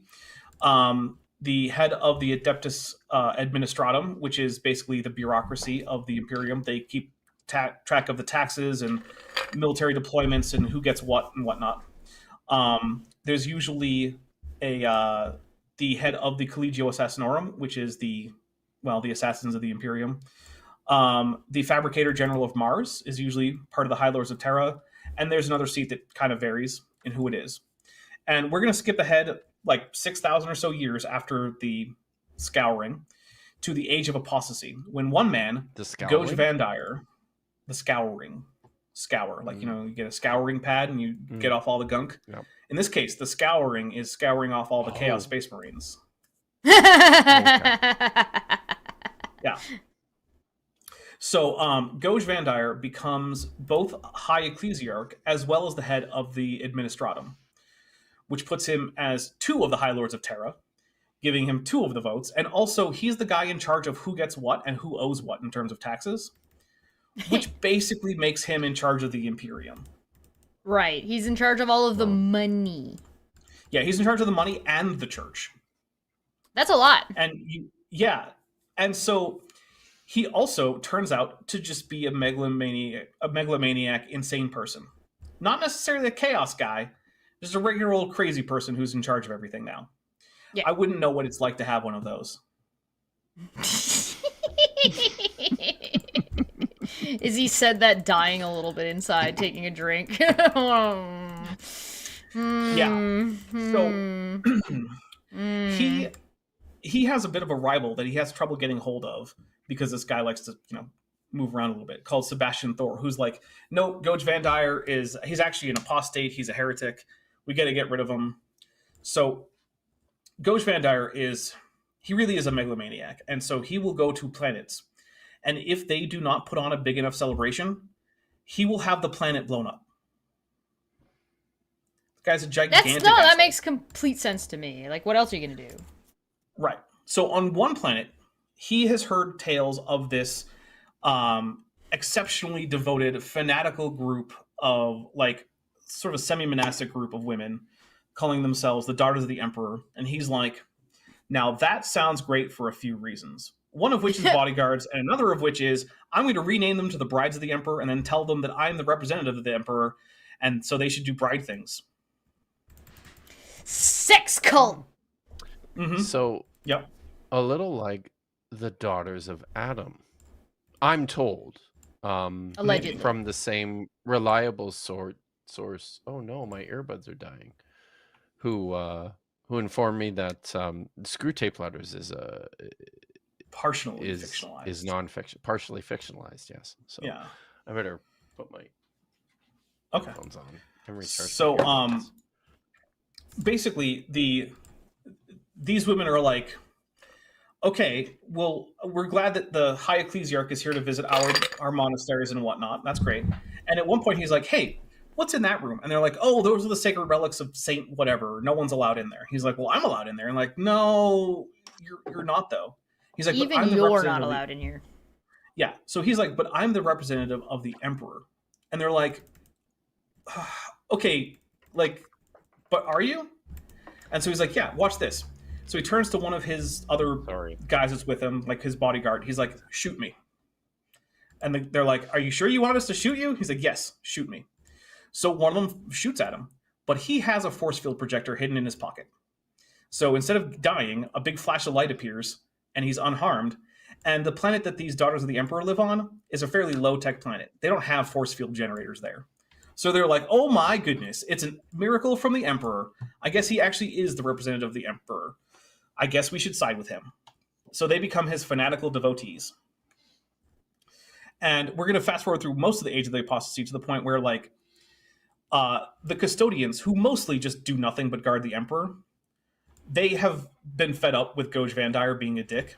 And so they take the head of the Brides of the Emperor, Alicia Dominica, and they're like, okay, come with us. And she's like, where are you taking me?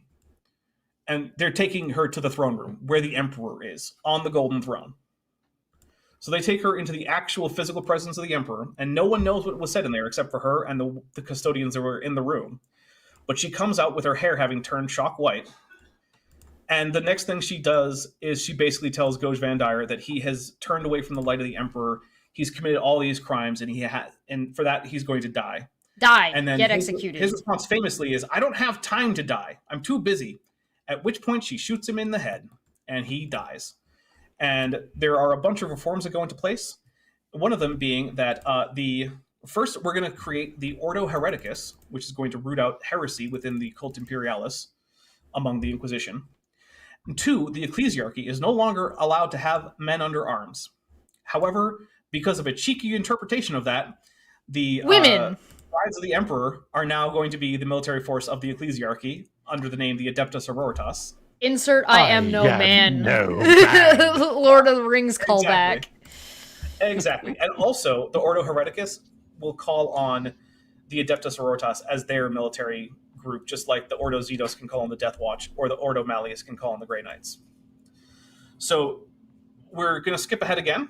We're actually pretty close to the end of this entire history, because we're now at like the 36th millennium. So Abaddon, who was once one of Horus's top generals, has taken over his legion and also started to gather to himself other traitor marines, whether from other legions or later Imperial marines who've turned to chaos over the following few thousand years. And over time, he launches 12 Black Crusades, where he and his Black Legion and their allies spill out of the Eye of Terror, go wreck up the place a bit in the Imperium, and then eventually get fought back. And for a long time, the joke was like, look, Abaddon's 0 for 12 with his Black Crusades. He's clearly... He's not doing great. He's not doing great. He's not doing great. It turns out that apparently none of these Black Crusades has as their actual goal reconquering the Imperium. He was gathering special tools that we'll use later for his 13th Black Crusade. Oh. More. Right. So, there's this area called the Gate of Cadia, which is basically the only reliable way in or out of the Eye of Terror, because all around it are warp storms. And on that, at the Gate of Cadia, is a planet called Cadia, unsurprisingly. And it has been an Imperial Fortress world since the Scouring, so for like 9,500 years, basically. And on it are these mysterious black pylons that no one knows what they are or what they do. But Abaddon launches his 13th Black Crusade, and towards the end of it, he takes a gigantic space station of ancient alien construction, smashes it into Cadia, blowing up the planet, and it turns out that what those pylons were ancient Necron technology that were holding back the Eye of Terror from expanding across the entire galaxy. So, SpaghettiOs. Yep. So the Eye of Terror basically splits the galaxy in half, and we're going to talk about a few things that happen that are not super related to all this like plot line, but they're also important for the setting. So, an explorer fleet of the Adeptus Mechanicus, during the period of like these 12 Black Crusades that are happening, comes across an alien world inhabited by some like Bronze Age aliens, and they mark it as a suitable world for colonization. And they're like, okay, look, we're not going to go and genocide the aliens today because we're busy, but like, I don't know, in a few hundred or a few thousand years, maybe some other fleet can come by and they can exterminate these primitives and we'll take over their world. Well, when they show back up, these primitives have leapfrogged past the Imperium in terms of technological power and have set themselves up as the Tau Empire, who are launching expansion spheres in the name of their ideology called the Greater Good, where they're doing the whole sort of the Star Trek thing, where we're all here for cooperation between species and helping each other out. And also, if you're too much trouble, maybe we'll secretly sterilize your entire population. Shh. Yeah, because it's Warhammer 40,000. So even the guys who seem like maybe they're the good guys, no, they're not. No, they're not. Also, around this time... He really is just like real life. Yeah, I'm a fan of the greater good, and we're not doing genocide today because we're busy. Yeah. I'm a fan of both those things.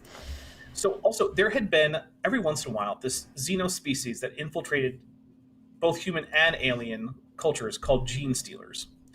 And the way gene stealers worked is a gene stealer, a pure strain gene stealer, would show up on a planet, and it would abduct some members of the local society and give them what's called the gene stealer's kiss, which is, it has this big long tongue.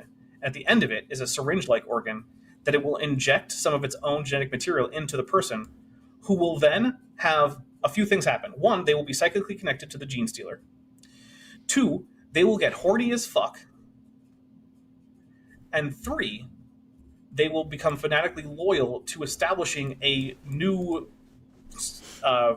like social order or religion or whatever form is convenient that says that the gene stealer and where it came from is the true high power or whatever. So in human worlds, it often takes the form of saying, oh, the imperial cult is wrong. And really the emperor is the four-armed, purple, alien-looking god that's going to really free us from the impression of these false servants of the false emperor and whatnot. And these are called gene stealer cults. And so the reason that they get horny, though, is because when these people reproduce, they reproduce offspring that have some gene stealer traits, and it helps spread the cult by both. So they'll also proselytize, but they'll also just spread by just having kids. And when enough of a population is under the thrall of a gene stealer, they will rise up as a gene stealer cult and rebel against whatever order is going on that planet. And for a while, this was just thought to be a weird, this is the gene stealers. But it turns out that they're actually heralds of a much worse thing, which is the Tyranid hive fleets. The Tyranids are a hive mind, semi-insectoid race, which you can actually see behind me here. That's who I'm fighting there in the game. The bugs. Oh, nice. Cool. And so they're also called the Great Devourer, because their whole thing is they show up on a planet, they pacify, by which I mean eat, any opposition, and then they strip all the air, water, and biomass off the planet to make more Tyranids to go on and eat another world. That tracks. That's the Tyranids. As bugs do. That's what bugs do. As bugs do. It's very bug mentality. Mm-hmm. So now we've got to the point where the Eye of Terror has split the galaxy into two parts. The part that is closer to Earth is called the Imperium Sanctus, and they can still see the light of the Emperor, which helps guide ships through the warp. And the other side is called the Imperium Nihilus, or just, Imperium Nihilus, where they can't, and it's much more dangerous over there. And during this time, Chaos is ascendant. Magnus the Red is going to go and try to invade Earth. It's a whole big bad time. However, remember the Eldar who've been sort of mostly extincted by this point? Those assholes? Yes. Well, some of them have believed that with all this death, they might be creating a new god of death, whom they call Ennead. And at one point, an Eldar woman... I think that makes sense. They called him Idiot? Ennead, Yenead, Ennead. Mm. And so one Eldar woman called Yvraine finds that she now seems to be the prophetess of Ennead, the god of death. And so she goes around to various Eldar societies, including Harlequin societies, Dark Eldar, Amcraft World, and Exodite. And she's like, guys, we have a new god, the god of the dead, and he's going to save the Eldar race from Slanesh. So join me and my group, creating a new subfaction. Not actually any well, it turns out he probably is actually an actual thing, but he might not fully be awakened yet. But now the Inari, which is her group, as well as Eldar in general, not big fans of chaos. So they're not really happy about the whole chaos spreading across the galaxy. Oh, and also the Necrons have started waking back up.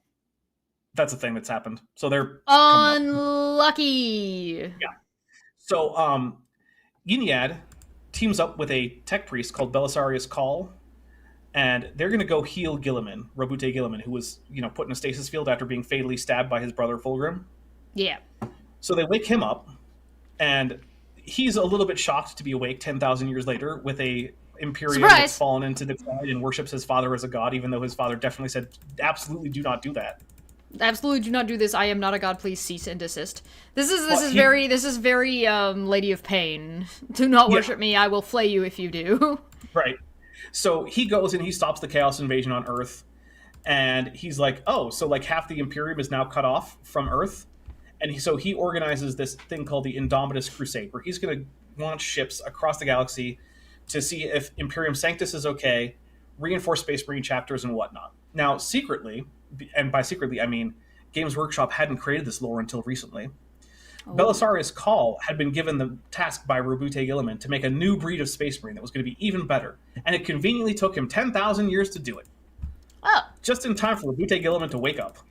Perfect. Because again, they were releasing a new line of miniatures, and they needed a lore excuse as to why these Marines were different. So these are called the Primaris Marines. They're bigger, they're stronger, they're tougher, and harder, they have all better, sorts of, faster, stronger. And they have all sorts of new technology. Now, here's the thing. I actually really like the Primaris infantry models, and I hate their vehicle models. So I have mixed feelings about the Primaris Marines. Oh, well. And so he's going around, and basically he has this new Space Marine Legion under his command called the Unnumbered Sons, and they are taken from various different Space Marine Legion, gene seeds.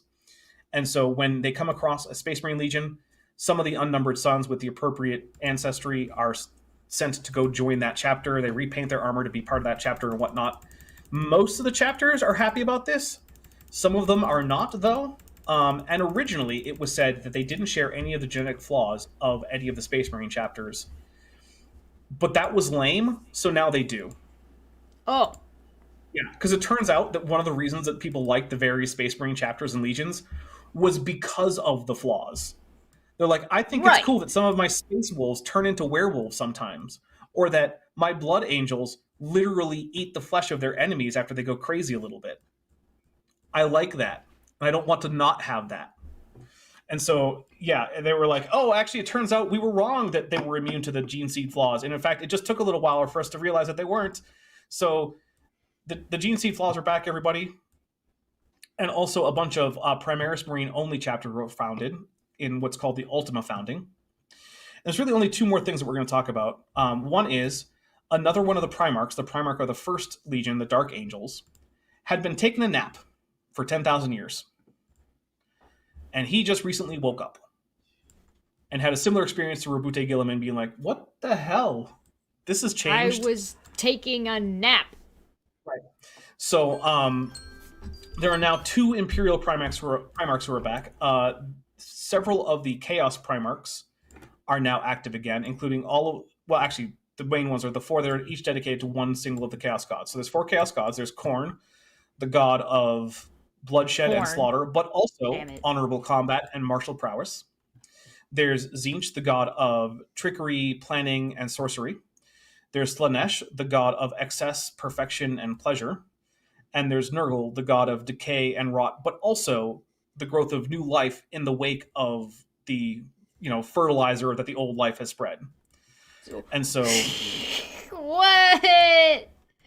His domain in the warp is called the Garden of Nurgle, because as everything, because it's a garden, everything dies, and then it's like, wait, Nurgle is the god of death, basically, and also the god of life. Okay, Nurgle, you need to calm down.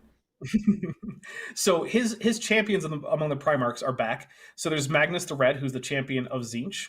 There's Angron, who's the champion of Khorne. There's Fulgrim, the champion of Slaanesh.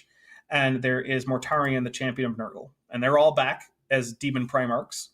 And Lion L. Johnson, not Lionel Johnson, Lion, space, L, apostrophe, Johnson, is back. And Robute Gilliman is back.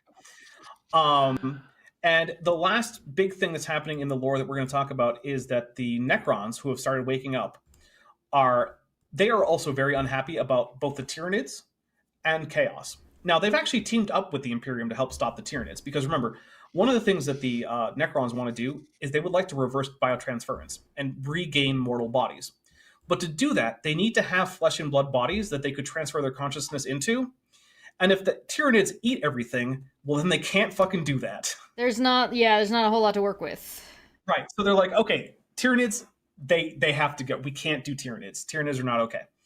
So they've actually even teamed up with the Imperium. In fact, at one point, they teamed up with the Blood Angels in one of the weirdest mashups in Warhammer history.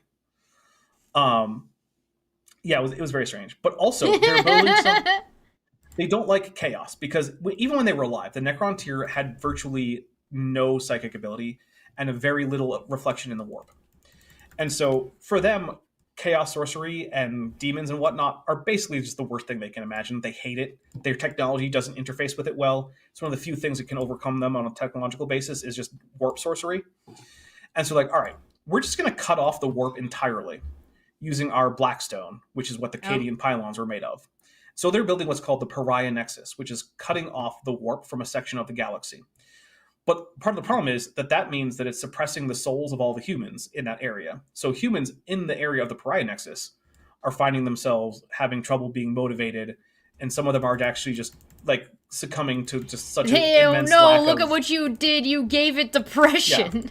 Yeah. It's basically turbo depression. It's turbo depression. Right. Oh, no. And so a whole section of the galaxy is currently under the effect of the Pariah Nexus, and the Imperium is like, well, this isn't okay. We should probably fix this. And that's this is more a or less...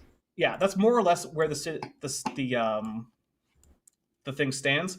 But there's one thing I forgot to mention, which is when the Eye of Terror split the galaxy in half, right? Yeah. The formation is called the Cicatrix Maledictum, because Latin. And it cut through the core of the galaxy, where, remember how I said there were leagues of Votan who were like a cloned strain of humanity who were living there? They're space dwarfs. No. Oh! Okay, they're space dwarfs. And the Cicatrix Maledictum just cut right through the heart of their homeworlds. So they're starting to scatter out away from the core and enter into the galaxy. And so now the leagues of Votan are starting to interact more with the rest of the galaxy. And that sometimes means trade, and sometimes it means conflict. And also, they're the kind of people who will be like, oh, hey, I need to conquer your world now. And when you're like, I would rather not be conquered, they're like, yeah, I get that. But also, the price of nickel has increased 2.5% in the galactic market, and your planet has a lot of nickel, so it's ours now.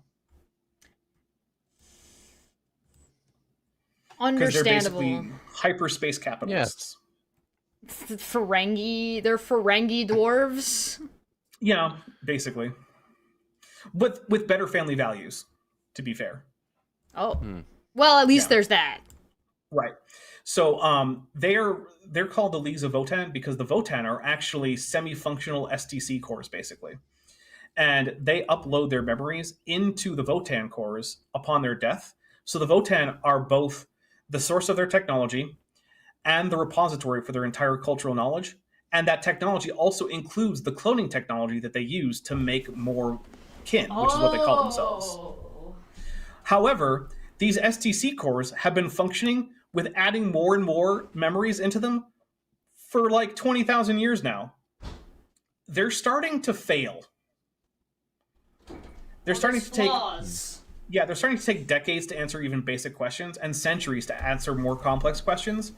And the answers are now becoming so confusing that it requires a specialist class of kin to even interpret what the Votan are saying. So they're having a rough time of it too, because everyone's having a rough time of it, because it's the grim darkness of the far future where there's only war.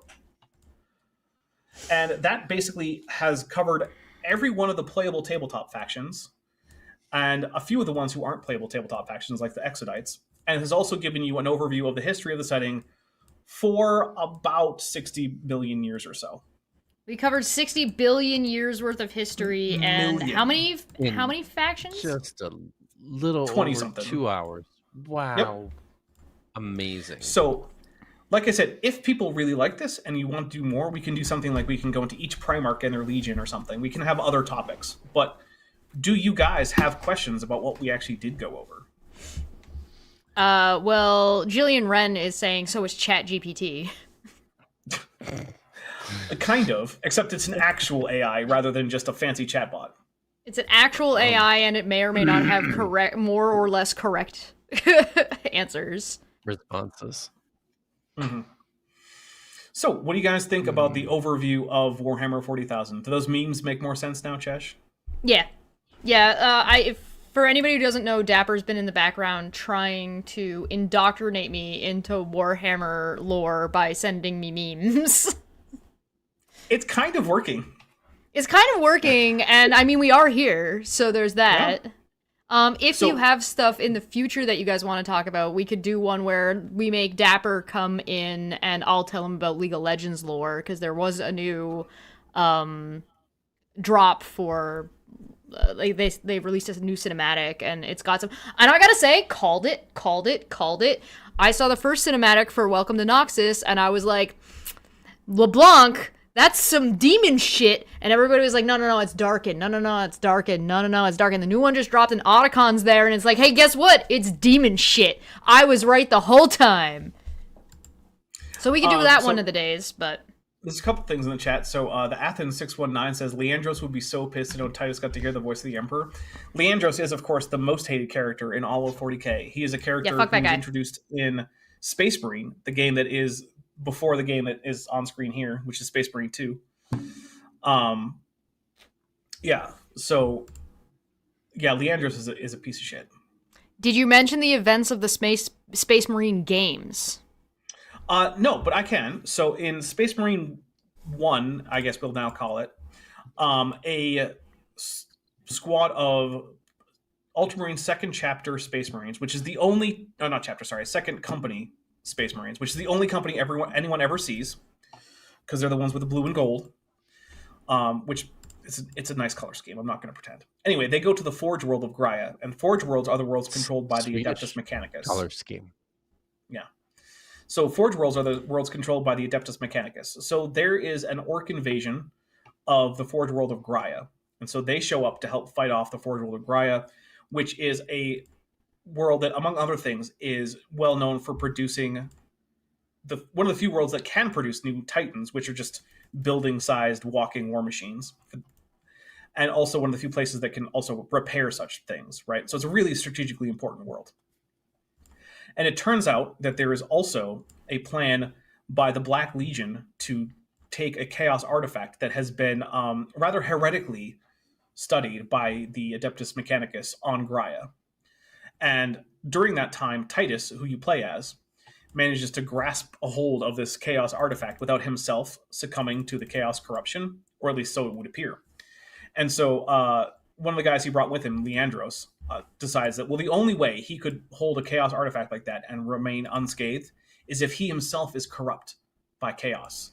And so he reports him to the Inquisition, who then take Titus away to be interrogated, which means tortured. But thanks. yeah. In a rare turn of events, the Inquisition was like, you know what? Actually, no, you turn out not to be chaos corrupted. So Titus is like, well, okay, now what? And then he's like, well, I can't really just go back to the Ultramarines. So he becomes what's called a Black Shield. And Black Shields are Space Marines who have removed any ties to their chapter, either because they're disgraced or their chapter is disgraced. Maybe their chapter has turned renegade or traitor, and they don't want to do that. And so they blacken all their armor.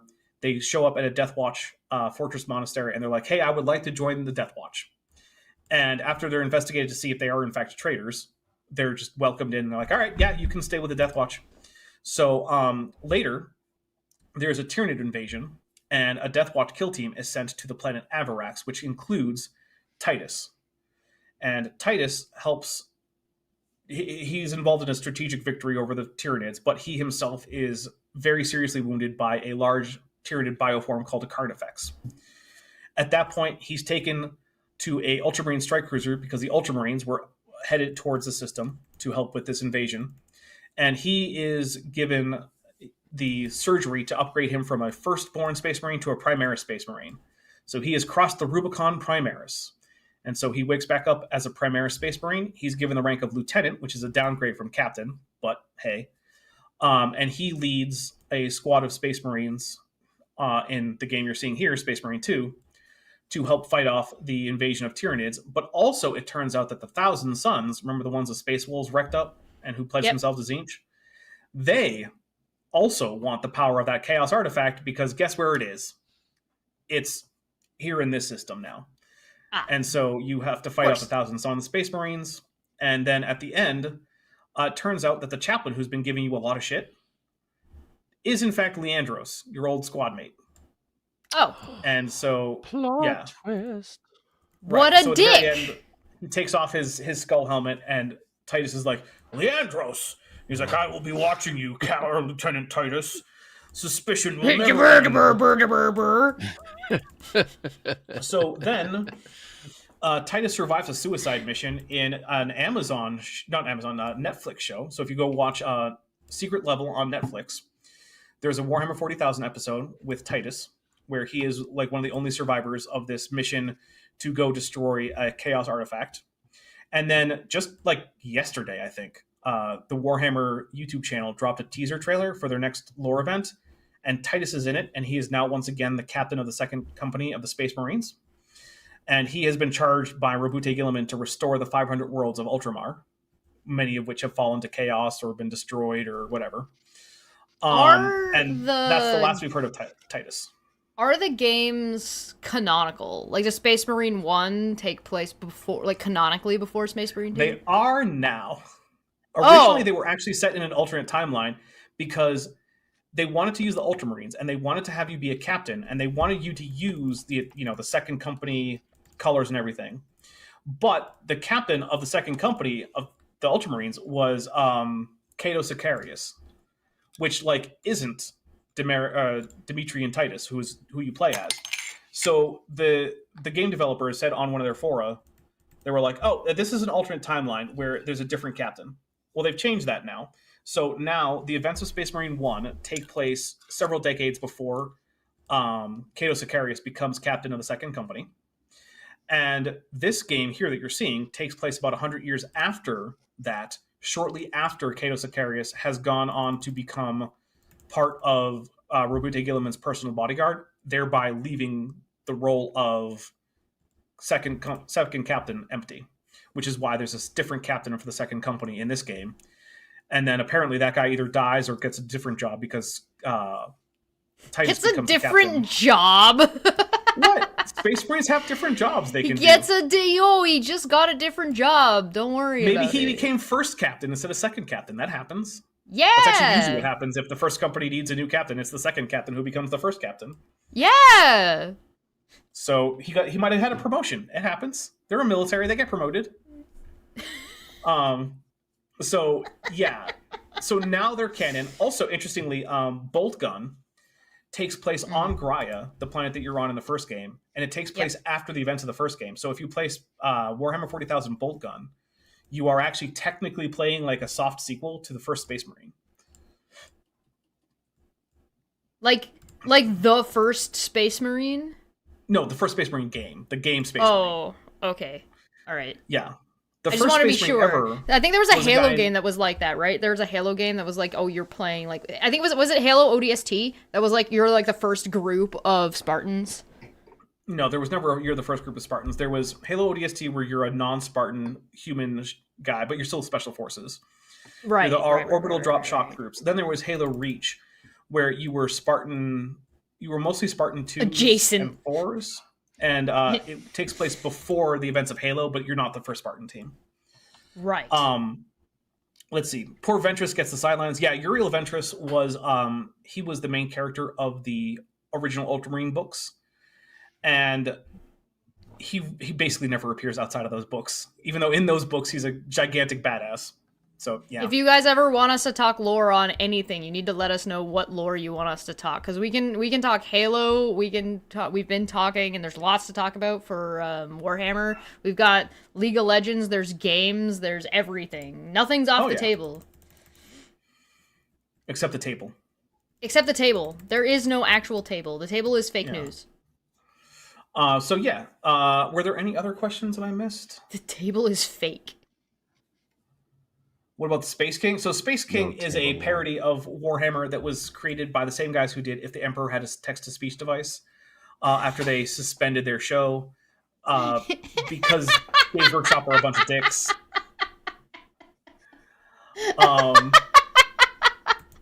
I think this is the first Emperor had a text-to-speech device, and he sounds like he's Stephen Hawking on his fucking golden throne saying, "Do not worship me as a god." It's so funny. Oh yeah, Jillian Wren says, but Dapper, I'm given to understand Titans can be built in some random YouTuber's basement. Yeah, so... Well, you know. There is a guy who's making a 40k scale Emperor Titan. So Titans come in different classes, right? And a typical model Space Marine is going to be about this big. If you actually buy one for the tabletop game. And what's that in metric? Like, I think it's like 32 millimeters, basically. He's answering me. That's adorable. What? Yeah. So, at that scale, an Emperor Titan is about 7 feet tall. And so some guy is building one at 40k scale. I mean, 7 feet is not that bad. Like, that's not too bad. It's not like Gundam. Yeah. No, but it's still, it's pretty, well, it's 7 feet. Speaking of lore, we could talk about. Let's see. There was another one. Warhammer Dawn of War Best RTS. Yeah, so Warhammer Dawn of War was a RTS, I think, from like 2005, I want to say. I don't remember exactly. But yeah, it was an excellent RTS game. They recently did like an update for it, so you can buy it where like it will work on modern monitors with modern operating systems without having to download like a bunch of third-party mods or whatever. It is quite good, and by the time all the expansions came out, they basically had every faction that was in the game at the time. Now, some of those factions are a little bit out of date, so like the Necrons are like with the old pre-retcon lore. And they still have Pariahs, which are a unit that was only available in 3rd edition and never again. Mm-hmm. But it is excellent. And they are coming out with a sequel to it. They're coming out with Dawn of War 4. There was a 2 and 3. They were, in my opinion, not really much of a sequel. 2 was fine, 3 sucked, but they're doing 4 now. And the initial offering is going to be Space Marines, Adeptus Mechanicus, Necrons, and Orcs as the first 4 factions that will be playable in Dawn of War 4. Can I talk for a second about how irritated I wasn't irritated before the stream, but now I'm very, very upset that there is not more space elves on dinosaurs? I'm with you on that. That's such a fun, ridiculous, absurd, is like Avatar, Blue Smurfy Avatar-esque nonsense without the additional baggage of humanity bad because environment nonsense. It doesn't have that extra baggage to it. It doesn't not have that baggage, to be fair. It doesn't not have that baggage, but maybe we could do more with space elves on dinosaurs. So now I'm gonna have to figure out how to loop them into my Dungeons and Dragons world. Yes. So like I'm feeling like Spelljammer, but I'm feeling like Spelljammer but space elves, and those space elves ride around on dinosaurs. Yeah, I like it.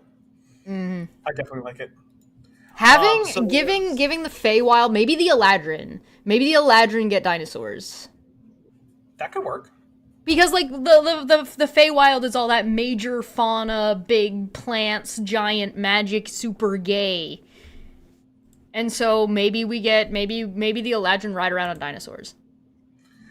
So a bunch of people are basically asking, like, why isn't there an entire, like, army of space elves on dinosaurs? And it seems to be because Games Workshop just doesn't want to make money. Because they're lame! Mm-hmm.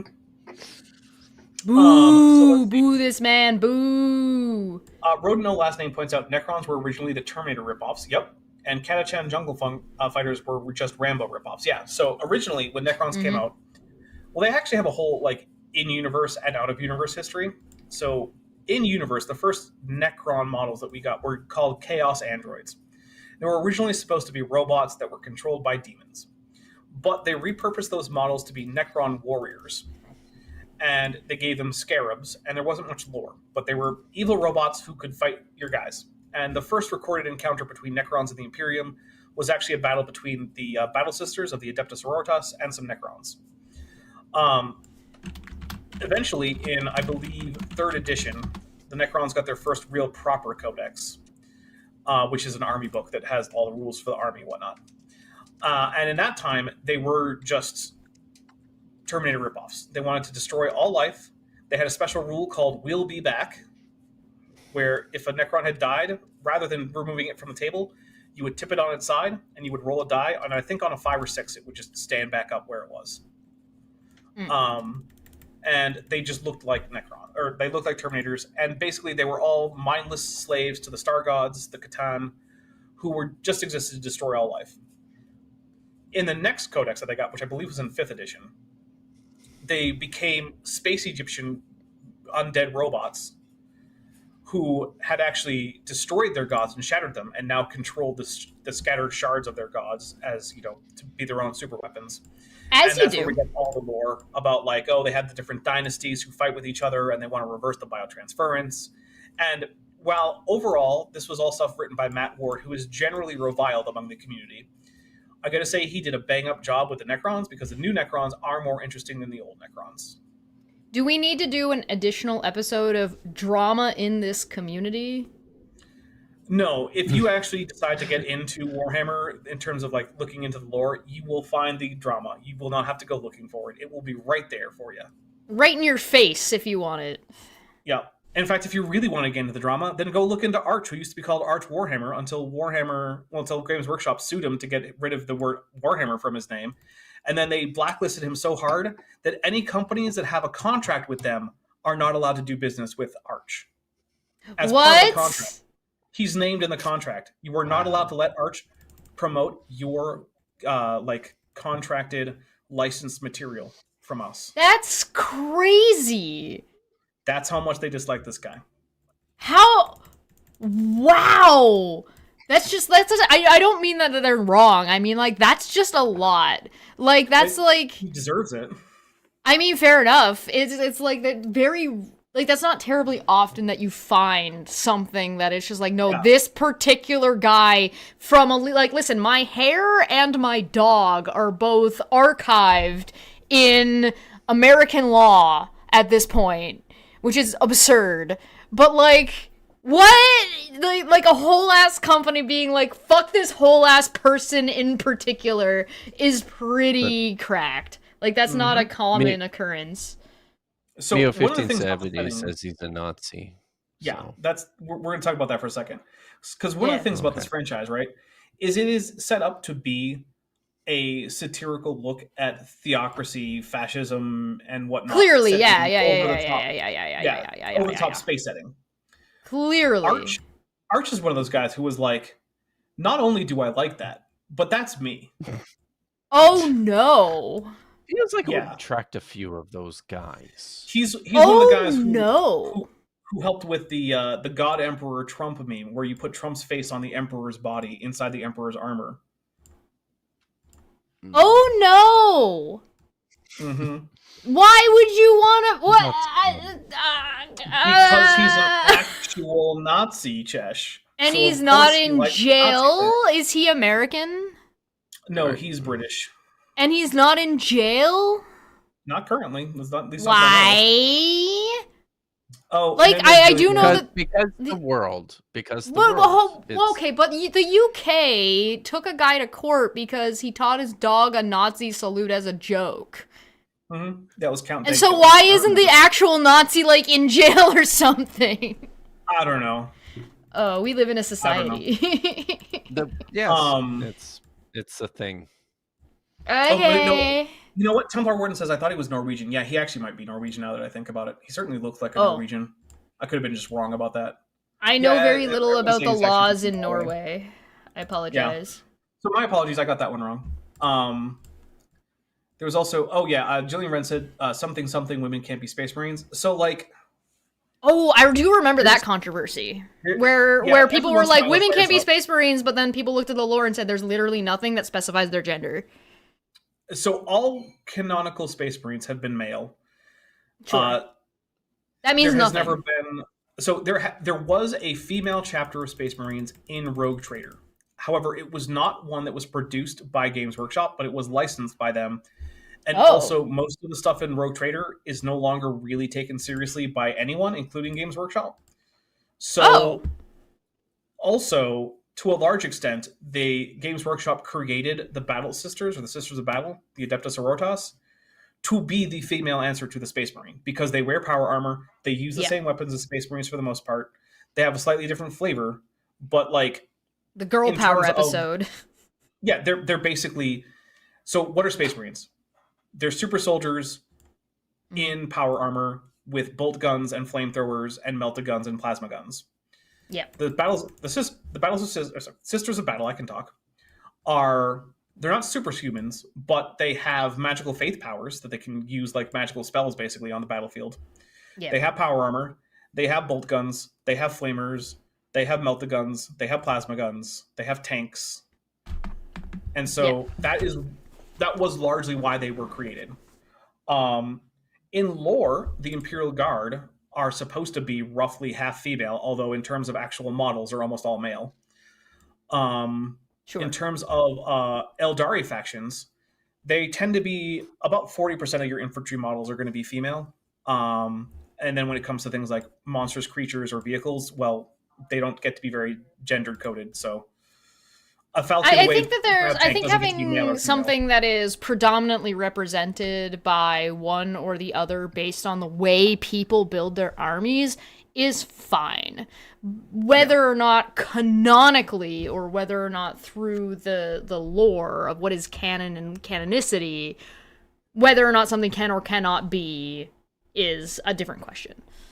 Also, I gotta say, the Sisters of Battle have some of the best lore of the Imperial factions. They are pretty crazy. They're pretty great. They have a lot of really badass stuff. Also, their main artillery tank fires artillery mortars out of organ pipes, where the person who's firing this is also playing battle hymns on a giant organ on top of the tank, and some of the keys launch missiles at the enemy. How do you beat that? You don't. It's so good. Yeah. I really don't understand where some of the sexism comes from, because like, who doesn't like battle nuns and who doesn't like fucking somebody playing Phantom of the Opera on a float that is shooting actual missiles at people? Out of the organ pipes. Yeah, like what is your problem? That's so much fun. Why do you hate fun? I look, I think the Sisters of Battle are one of the coolest of the Imperial factions, and I'm not saying that like because like I don't know, like it's Goonin time or something, or because like I just want to pretend that I like women. They're unironically really cool. You can do both. At the same time, I feel like my people are Nurgle. I feel like my people have to be Nurgle. All the rot, all the regrowth, that is very... When I played Magic the Gathering, which we could do, that's another one. If you want to do lore videos, Magic the Gathering is a pretty deep hole to dive into. But if we were gonna, like, I used to play, when I started playing Magic, I was playing during the Phyrexia, and so I was all about the Infect deck. I'll give everyone AIDS all the time, forever until they die. The fastest I ever won a game was 2 turns. Cause fuck Rakdos, Infect deck is better. Low Energy Videos points out that the Battle Sisters have a walker, like a walker combat vehicle, that's just a punishment rack. Yeah, it's a penitent engine. And a person... heretic is strung up on that as their cleansing and sent into battle while being tortured and control. The only way to even slightly ease this torture is to destroy the enemies of the emperor with like use of buzzsaws on the end of the robot arms while they're like crucified on this warwalker. Everybody is telling me that I should be liking Slaanesh, but okay, give me the 1-2 on Slaanesh. So Slaanesh is the god and or goddess. It goes back and forth. Non-binary. Yeah, the Eldar tend to use... So the Eldar who created Slaanesh tend to call her she who thirsts and use feminine pronouns. Most of the other parts of the galaxy use masculine pronouns and call him either the Prince of Pleasure or Slaanesh or whatever. His deal is excess, pleasure, sensation, and also perfection. So while that crazy blood orgy might be a Slaanesh ritual, so too might be like the guy who wants to be the best calligrapher ever and spends way too much time doing nothing but getting every single one of his letters to be perfect. This is a god of hyperfixation, is what you're telling me. Basically. And so Goon God. Chat is out here being like, Chesh, it's the Goon God. I don't know if I'm offended by it. Should I be offended by this? Well, so the thing is, Slaanesh does often involve sexually charged stuff, but it's not just that, right? Are you guys just saying this because I'm a girl, or are you guys saying this because I'm me? Why does it have to be an exclusive thing? Well, they're telling me the one that I would pick. Well, first, never tell anyone which chaos god to worship. That is a personal decision. Oh, but, listen, but I'm open to suggestions. Right. So the Chaos Space Marines who are dedicated to Slaanesh are called the Emperor's Children, which, yes, is indeed ironic. They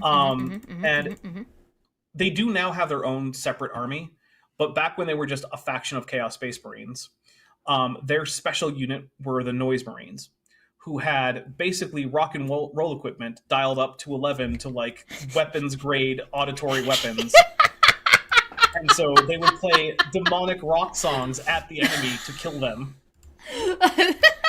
And the original Noise Marines were sculpted and were painted by the studio to look like 80s glam rock Marines with high heels and big hair and leopard print power armor. And like makeup to the nines. They all look like Twisted Sister. No. So your average Slaanesh Chaos Space Marine warband is going to be painted like variations of white, pink, and purple, usually with gold or silver trim. They're going to have usually done things like stitched open their eyes so they can always see everything, or replaced their entire vocal apparatus with like a big speaker because they just can't shout loud enough otherwise. And they tend to look like the Cenobites from Hellraiser, but in power armor.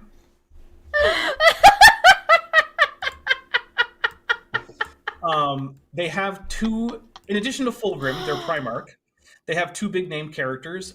One is Lucius the Eternal, who, in addition to having a tongue that would be right at home in one of those adult Japanese cartoons, Okay, so that's just Venom, yeah. So yeah. his big thing is that he considers himself to be the best swordsman in the galaxy. Is he right? Probably not. But every time he loses, because he's one of Slaanesh's champions, Slaanesh allows him to be reborn by growing into the body of the person who killed him, as long as that person took any satisfaction whatsoever in the kill. Oh. Yeah. That's interesting. But then when he grows back into them, his power armor reforms because he is fused with the power armor, as has happened with most Chaos Space Marines. But the person whose body he just grew out of gets added as a new face somewhere on his power armor. I see why people want me to. I see why people are like, Slaanesh is your thing. I'm not convinced, but I get it. The other one is Fabius Bile, who was originally the chief apothecary of the Emperor's Children, but who is now basically, he's also sometimes called the Gene Father because he lives in the Eye of Terror doing all sorts of horrible genetic experiments. Oh yeah. And so he has a bodyguard of his own genetically created monstrosities. He's hung out with the Dark Eldar, learning from their flesh crafters to help with his goals. And his current deal is he wants to make a Chaos version of the Primaris Space Marines. That's his current deal. He wants to make his own homegrown Chaos Primaris Space Marines. And one of the big reasons why it's necessary to have someone doing all sorts of gene stuff is because the effects of chaos cause mutations, which means that the gene seed that the Space Marines use to make more Space Marines gets corrupted in the Space Marines who are living in the Eye of Terror, which means that when they try to implant their own gene seed into new aspirants, they tend to just die, which, to be fair, happens a lot with regular Space Marines, but even way more with Chaos Space Marines. So, though that is a rundown of the when it comes to we're demons, gonna have to do another one of these where we go through the factions. Yeah, we would do all 4 Chaos Gods as a deep dive. Go through the demons, the legions. Yeah. Here's this guy's story. Here's this guy's story. Here's this guy's story. Here's this guy's story. Vote. But I think you can see with the Glam Rock Space Marines why Slaanesh might be a good choice. I can understand why people would associate me with Twisted Sister / Kiss space murder spiriters. I have seen people do Kiss themed noise Marines. That is a thing I've seen people do. Yeah. No, I get it. It tracks. We should look to wrap up. Kip, do you have anything going on? Do I have anything going on? Yeah, it's like you got a minute and a half. Go. Oh, this is so familiar. No, I'm streaming on Friday. With Dr. Dan McClellan at 2 in the afternoon, and Chesh, and then we've got the Star Trek Endurance thing in the evening. I think on Friday as well. 6 p.m. my time, 5 p.m. your time. Was it 9 p.m. Chesh's time? 8 my time. Something like that. 8 your time. Yeah. Okay. It's definitely. Yeah. It's just definitely 5 p.m. my time. That is all that I know. So that's yes. Dapper, what do you got going on? Then... And then we'll sorry, go ahead. He's not done. Okay. Finish. Yeah. Finish. No. He was only given a minute. I was just going to and a half. Oh. And I was going to so it's Vandy's Dr. Tapioca Weasel's birthday stream tonight on Bad Science Sunday at 5:30 Pacific. And that's on Maya Akisum's channel? Yes. It's now called Bad Science Sunday. The channel. So, I didn't know it had changed. No, I didn't realize it had either until recently. But and I may or may not be and other people I think are possibly involved in that. So yeah. Awesome. I don't know what any of that means, but okay. And I need a nap. Okay. Needs a nap. Let's see what's coming up for me. Yeah. So Tuesday, I'm going to be on my channel, Dapper Dinosaur, with Chesh. We're doing Tisdale Tuesday. Hell yeah. Unless Chesh says no right now. Okay, hell yeah, we're doing that. Why would I say no? Have you met me? I don't know. Maybe you decided that you don't want to be tortured. I am here for pain and nothing else. That's another reason why maybe people think you should be a Slaanesh devotee. Hey, fuck you. All right, go on. So let's see. Then on Thursday, I've got Science is a Conspiracy. where basically we're going to be told how scientists are actually in a deep, dark conspiracy to hide the truth of God from you. All of them, apparently. Yeah. Then on Friday, we're doing, with both of these two, as well as some other people, we're doing Star Trek Adventures. We're doing the episodes called Jeffrey's Tube Jam. We're finally back onto season 2. This will be episode 3, I think, of season 2. Is that right? Yes. Okay. And then on Saturday, the plan is for me to be back with Kip and Vishanti for another Dapper Reacts. That's right. Not me. Vishanti. Not you. Vishanti. The actual Vishanti. Not the Chesh who Kip has called Vishanti more than once. I guess possible. Kip, I've done it too. It's not that bad. I don't know. Yeah, it happens. There are cats that watch these streams that get confused between me and Vishanti. Yeah. It also doesn't help that your names both end in the same well, when I shorten Vishanti to Vish, they both end in the same letter. Yeah. Vish and Chesh. That's Chesh. my excuse. Yeah. This is Although I called very Chesh bad Chetch excuse. in the chat at one point. What? So I did. All right. Ian Kiambi is coming to do school here in Canada, so I told him to come live on our street. Yeah, come and hang out on our street. Yeah, absolutely. For $2, Nin Jester asks, what happens if an orc paints their mech rainbow?